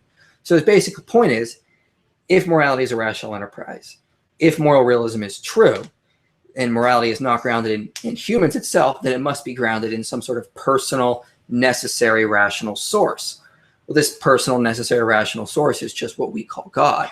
It is the source, the moral, where these moral obligations come from, that obligate us or prescribe to us to do the good or to love one another. And that is who we look to for moral guidance. That's essentially just what we call God. So we're not saying we have moral realism and then, well, we have God, so let's just ground it in him. We reason to an actual source that we call God. So that's kind of how the moral argument works and the way I put it forward. So what are your initial thoughts on that, Alex? Well, I would first sort of preface it by saying that I don't necessarily have so much of a problem with that. It's something that I haven't entertained as much as what we've been discussing so far, because like you say, in order for this argument to make any sense, you have to suppose that moral realism is true. And since I don't think that, it's like I don't necessarily know that I can show this part of this premise to be false, but I'm willing to kind of entertain it and give it a go. So I suppose I want to get to the bottom of what you mean when you say like morality is grounded in something. Like, okay, well, talk about like the laws of physics. Okay, what would you say the laws of physics are grounded in? Gosh, well, I'm not sure how I'd phrase it. I don't know. I mean, let's use a different example. Let's say like, okay, so the laws of Britain, where are they grounded in? Okay. You would say I'm not an expert on British law. Yeah, might be better. Well, interesting. It's probably better to use the US because you have a nifty document. We have a nifty document. That's we have a headache of a constitution. So but I see what you're saying. Yeah. We would say American law is grounded in the Constitution. We would say physical laws are grounded in the universe. We would say the laws of logic are grounded in everything, basic really reality. So if we have moral prescriptions, they're not descriptions like the examples I gave. But they would have to be grounded in some source as well. Okay, so with legislative law, you would say that, for instance, it's a fact that it is a law that I don't know, that gay people can get married, or that abortions can take place up to the third trimester, for instance. Now, but that doesn't. But there's no grounding for the actual content of that law. Well, we would say it's grounded in the legislative procedures. These laws, they don't just exist out in the ether. We would say they have been grounded within our society. Political laws. I mean, okay, but I would say that really they do kind of they don't exist. Laws don't exist, if you know what I mean. They are they're not things. They're like a contract. They're like an understanding. They're an agreement. They're not. So does that necessarily have to be grounded in anything other than our experience? Well, if they're grounded in our experience, okay, then I would say that they are. Laws effectively are. Well, look at it like the laws of mathematics. We would say they're not things either, but they're clearly grounded in like the dimensions of my table. I could say it's 3 by 6 or 4 by 6, whatever it is. And so we sort of have this sort of the law there. It's not a thing, like I can't pick it up and throw it at you. But we would say that it's clearly grounded in something. And we would say, the laws of mathematics, of course, are grounded in reality itself. So, I mean, I don't advocate the transcendental argument you see advocated by people like Matt Slick. I need some clarity real quick, because earlier, Michael, you said that moral obligations, moral duties are irreducible. So how can they, on your view, be grounded in God? Well, grounding and reducing are two different things. If you're going to say they're reducible, they're reducible to smaller parts. I would say they're grounded in and of themselves within a necessary rational source. So, you got to remember there's a difference between reductionism and grounding. These are different things within ontology. So, I mean, I think a good good example. Let me try this then. So, let's say, for instance, it is the case that the laws that we have are grounded in governments and legislative bodies. Does that mean that laws cannot exist without those legislative bodies? Well, laws can, but they would not be those specific laws grounded in the legislatures. Okay, but so can exist and what does exist are two different things. So if we started do you think I didn't mean to interrupt you there, sorry. Go ahead, yeah, it's fine. Do you think it is possible that the laws of morality could have existed differently? No. In the same way, I would not say that the laws of mathematics could have been differently. So I would argue from, as Thomas Nagel argues, there's no possible world within possible world semantics that we could logically construct where rape could be a good thing. So this is between objective and subjective. So, I mean, I would challenge it on that. I would say that in every possible world, rape is going to be wrong. So, no, I don't think they could have been different because they're objective. That's an interesting thing to try and justify. Like, in every possible world, rape would be wrong. Every logical, when we say possible worlds, I'm not talking about like different universes. I know what you mean. Like logically. But so I would say that unless you can give me an example where, Earlier you said, I asked you, is it possible that moral realism is false? And you said yes. Well, we're talking about that within metaethics. Now, what I'm talking about is within metaphysics. So, it is possible that I subjectively could have just the wrong intuitions. I could, be a brain in a vat somewhere.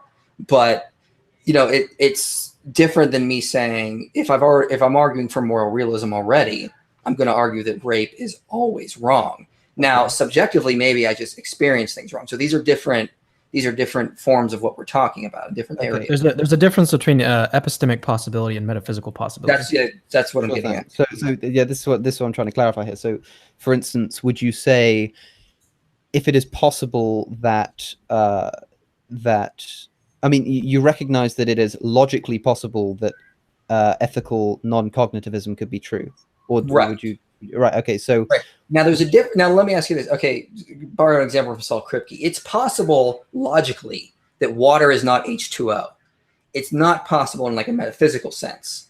So based on what we know about H2O and water, they're metaphysically identical, but logically they could be.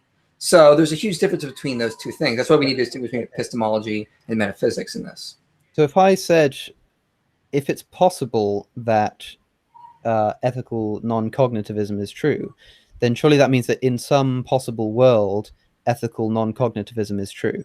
I would talk about that within epistemology. Yeah, there could be a possible world in that. Okay. But if we're in metaphysics, where we've already kind of gotten past for it in terms of the moral argument. But don't they overlap? I mean, if in a possible universe, ethical non-cognitivism is true, then can it not also be the case that in such a possible universe, rape could be morally virtuous? Does that not follow? Well, I'm going back to the difference between metaphysics and epistemology. For all we know, in an epistemic world, moral non-cognitivism could be true. I thought we've already kind of moved past that with regards to the moral argument. So if we've already established our metaphysics, our metaethics, then we can sort of move past that within that regards. Now, for all we know, we could be completely and utterly mistaken, and there could be a possible world where rape is neither bad nor wrong. But if we're going to talk about within metaphysics, I'm going to go back to the water versus H2O type thing. So we can also put it in terms of like a conditional statement. Not to cut you off, Alex. We could put it like this. So if moral realism is true, then there are necessary moral facts. But then the question is moral realism true? That's different. But so you're saying that if that conditional statement is necessarily true. Yeah. Okay. So that's why I was asking.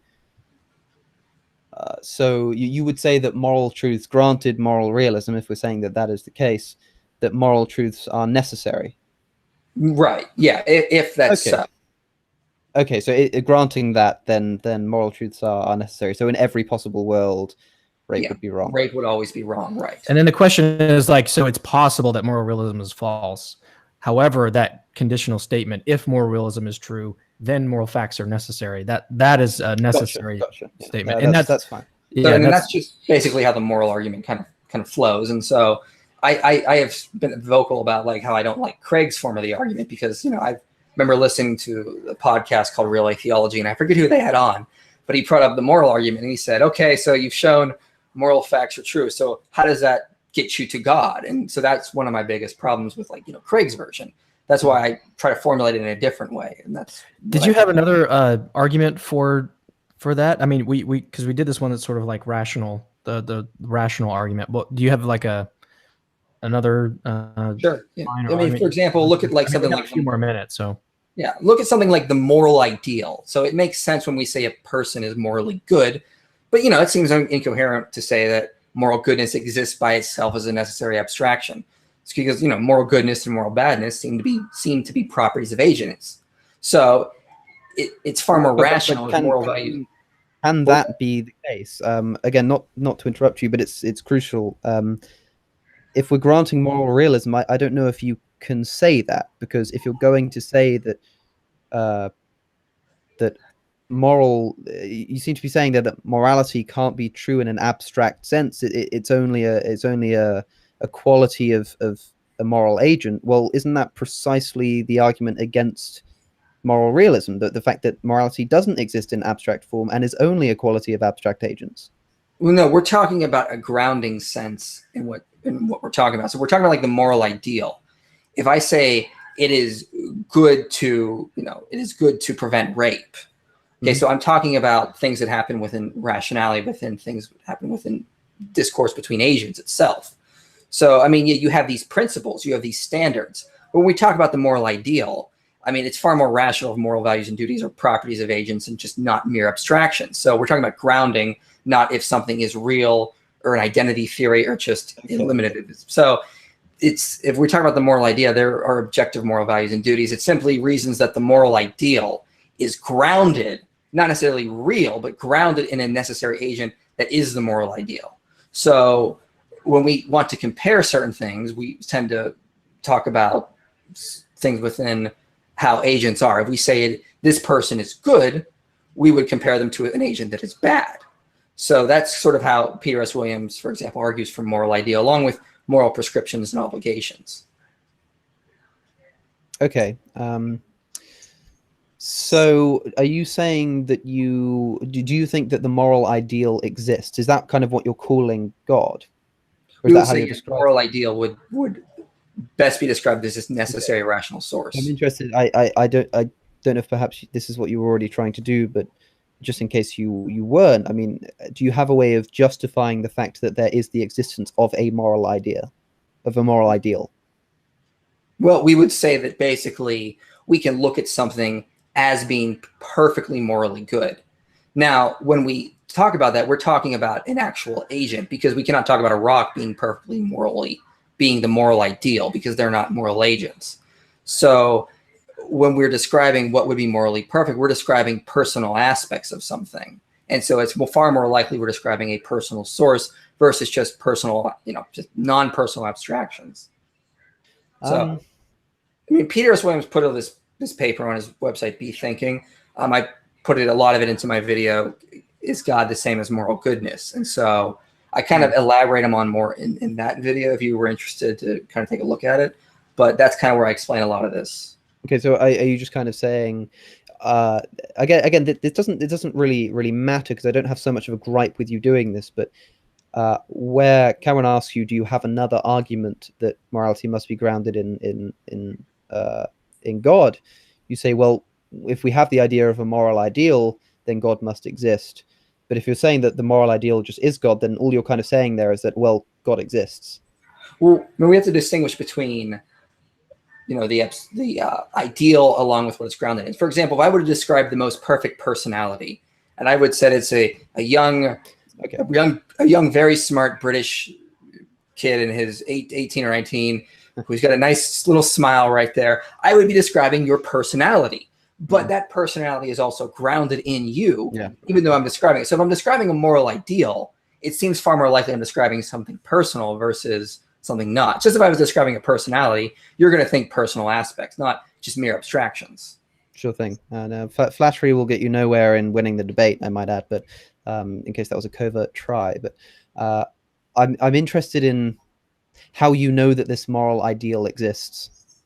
Like not necessarily the thing that it's grounded in, but how do you know that the moral ideal exists? How do you know that there is a supremely virtuous moral character, let's say?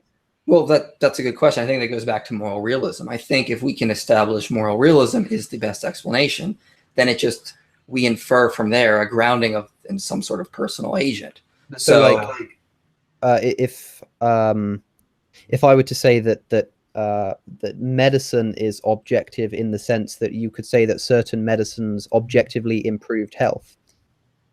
I would say that's grounded in descriptions of health itself. I would not say prescriptions. Okay, but the reason I bring it up is to say you could objectively demonstrate that there are two different medicines which kind of are equal in their conduciveness to health.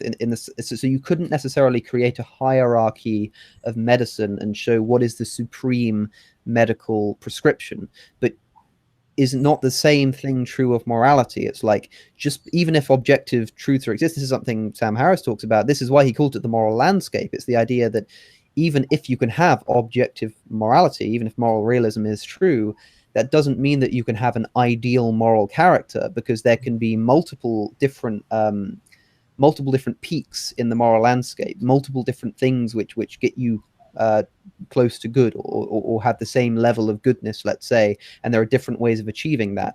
So is it possible to say that you can really have this hierarchy of morality and have at the top a supremely moral being? And how can you say that there couldn't coexist another supremely moral being that had a different morality but an equally viable one? Well, I think that's getting kind of into, you're kind of bordering back into moral realism, whereas like if it's plurality versus monism within that realm itself. I remember you kind of brought this up in your discussion with Rationality Rules on this, and he kept kind of bringing up health as an example. And all I wanted to say was, well, health is just a description. As you were trying to point out to him, that doesn't show that we ought to prescribe these certain things. Well, I would say the whole crux of my argument is that morality is just a description, and that doesn't show that we ought to do these things. Like good and bad is just a description. I would agree that his argument was descriptive. I get what you're saying in that discussion. But I would say that any argument for moral realism is the same. It's like you're descriptively saying that there is good and bad. You're descriptively saying that we experience an ought, but you can't say that you therefore ought to do something. Well, right. I don't believe we're back in the other argument. Which I don't believe the ought is in the description of reality. That would be an ethical naturalist. But with the moral ideal, I mean, we're kind of assuming that there could, in fact, be other moral agents. And when we talk about something like, just take a look at one specific moral ought, like we ought not to rape. The ideal for that would be someone who never rapes. So that would be the moral ideal within that. And we would say that we're describing, of course, an agent within that point. If we wanted to say that another aspect of moral ideal that we should be, if we could ever achieve moral perfection, then we ought to not rape, we ought to not lie, we ought to not steal, we ought to not cause unnecessary harm. We're describing basically I wouldn't say like there's another view other than like divine command theory called the ideal observer theory. I'm almost describing the ideal observer of moral ethics in that sense. So, but I'm not. I don't really prescribe to either of those. I just want to argue that. So, you said that in a normative sense, you tend to err on virtue ethics. So, yes. For instance, you would say that it's objectively true that. Can you give me a virtue that you think is objectively good or has an obligation attached to it? Within virtue ethics, I would say that we ought to love one another as we love ourselves. Okay, so would you extend that to things like you ought to be a honest person, perhaps?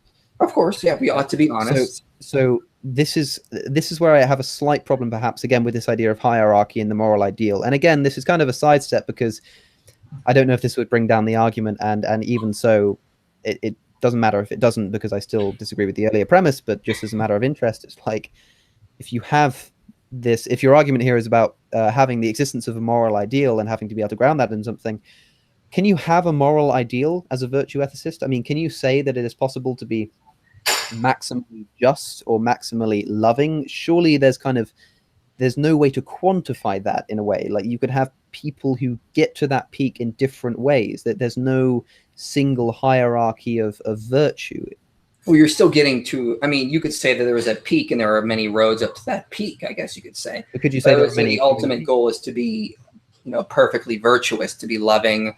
And, one of the things that often bring up is like, if God is morally perfect, is he always, then when is he morally just? When is he morally merciful? So, and the response to that, as I've often given, is that, God in his perfect knowledge would know when he ought to provide justice and when he ought to be merciful. So I don't necessarily think one of the virtues is always providing justice or always being merciful. Those would be extensions of love itself. At some points you have to give tough love. At some points you need to give merciful love, I guess you could say. Well, in a way, if we're defining mercy as the suspension of justice, then if it's necessary that God, being supreme being, has to be just at all times, then you could say that there really is no conception of mercy, because it's not mercy, so to speak. It's like it's ultimately just justice, but with a viewpoint that extends beyond why we would, why does this person deserve this? What that seems to us to be mercy, but it seems like the concept of mercy doesn't really make any sense if you're ascribing God the virtue of justice and the supreme version of perfect justice. If mercy is the suspension of justice, then I don't think you could necessarily do that. And also, what happens when different virtues, like these two virtues, what happens when they contradict each other? Like, can you be supremely merciful and supremely just if mercy is the suspension of justice? Right. Before you answer, Michael, we're very, very close to the end here, and so if you could just give your response, and then unfortunately we're gonna have to move into like closing thoughts and stuff before we head out. I have two kids, and my wife's sister is here, like helping watch them right now, so she's probably like at her wit's end. So I've got to head out here pretty quickly. So let's just get your response, Michael, and then we'll close it out. I don't necessarily. Other than that, it's been an amazing conversation. Right. I don't necessarily think that one ought to be that. The justice, of course, is the highest virtue, or neither is mercy. I would say they are extensions of love. We need to know when we ought to apply both of those within the construct of love itself. Like subsets. So they're not virtues in themselves. Yeah. Okay. Right. Yeah. So I'd probably lean more towards hierarchical moral realism, but it's another topic for another time, I guess. But yeah. So let's move into some closing thoughts, and we'll end on you, Alex. So let's get Michael your thoughts first about like where the discussion has gone. Just hit my mic here. No, I was very happy with it. And then. Yeah, I think we definitely covered a lot of ground. I was really happy with how the discussion turned out. But yeah, I would just go. I think the main disagreement is like there are two types of atheists when it comes to this. When it comes to the moral argument, there are atheists that would say that moral realism is false, but if God exists, then you probably could have it. And there are some atheists that say moral realism is true, like Ruth Schaefer-Landau or Thomas Nagel, but that doesn't necessarily lead to God's existence. So it seems like Alex in this is leaning more towards moralism. It's the false kind of side, even though and there are some atheists that actually deny both. I don't want to just deny that, but I think in terms of the discussion, this is definitely more borders on if moral realism is true or not. And I think given how we understand it, as I've been kind of explaining the discussion, it seems to be more likely objective. And if I'm just going to close with one quick quote here, because I do love quotes, but it's from Ruth Schaefer-Landau, who's one of my favorite metaethicists. He says, if realism about some domains is a credible position, like with science or logic or math, then we need some further independent argument for thinking that moral realism is implausible. So I want to see some good arguments to argue that. And that's always been the challenge from moral realists to the other areas of metaethics. You need to address this, because as even someone like J.L. Mackie or Simon Blackmore acknowledge, the intuitive starting point is moral realism, and they have to build the case against it. So that's where the heart of the argument is. Yeah, and so Alex, just your thoughts about the discussion, and then we'll close it out. Sure. I think you're right to say that this whole argument hinges on that premise of moral realism. That's where the crux of my argument is, and that's why the second half of this conversation, or I suppose the final quarter, you'd call it, was not as I wasn't really expressing an opinion, because to me that's not where my problem lies. It lies with the idea of moral realism. And you're right in that usually there are two sets of atheists: the ones who are moral realists and the ones who are not, but they're not moral realists because they don't believe in God. Well, I would say that even outside of that, I'd say that I don't believe in moral realism. And even if God did exist, then I don't think you could have it. It's hard to pin down exactly where the disagreement lies. I think we both recognize that there is a very strong intuition of morality. I think that we both recognize that we can conduct our moral business, whether or not morality is objective, even if you think it requires some backwards philosophical thinking. Like, it's possible to do so, but I think that ultimately, if your main kind of argument and closing thought there is to say, well, if we're not going to question scientific epistemology, why would we question moral epistemology? Well, I'd say that basically comes back to what I said at the beginning, which is, let's not get confused. You can't just say that the only way that we could prove morality to be objective is if we had some way to demonstrate whether certain propositions were true or false. It's like, according to the skepticism of scientific epistemology, we can't know whether this cup exists, but we still know that objectively it does or doesn't. It's true or false that this cup exists. Whereas with morality, even in the exact same way, there's no difference, because I'm also saying I can't know whether murder is right or wrong. But what I'm saying is that it can't be right or wrong. So whereas with the cup, I'm saying it either exists or does not exist, and I don't know which, and that's your scientific skepticism. With morality, I'm saying not only can you not know which is the case, neither can be the case. So I think there is a distinction there, and I think that difference warrants treating morality differently in terms of skepticism to treating scientific empiricism, but that might not convince everybody. Mm-hmm. Well, guys, thanks for coming on to the show. It was I'll have to do it again. Maybe not on the same argument, maybe on something else, but either way, thanks, Alex, for coming on. I know that we have something coming up here too, so be on the lookout for that. And then, Michael, always a pleasure to have you on the show. We'll have to again have you on with somebody else. You cover a lot of ground on your YouTube channel. So yeah, next video will be on the Gospel of Thomas. So I'm all over the place. Literally all over the place. Well, anyways, like I said, thanks guys for coming on. And if you want to check out more of what we have going on, just head to the website. Everything is posted there. Everything, all the social media links, everything. So just go to capturingchristianity.com. And until next time, we'll see you guys later.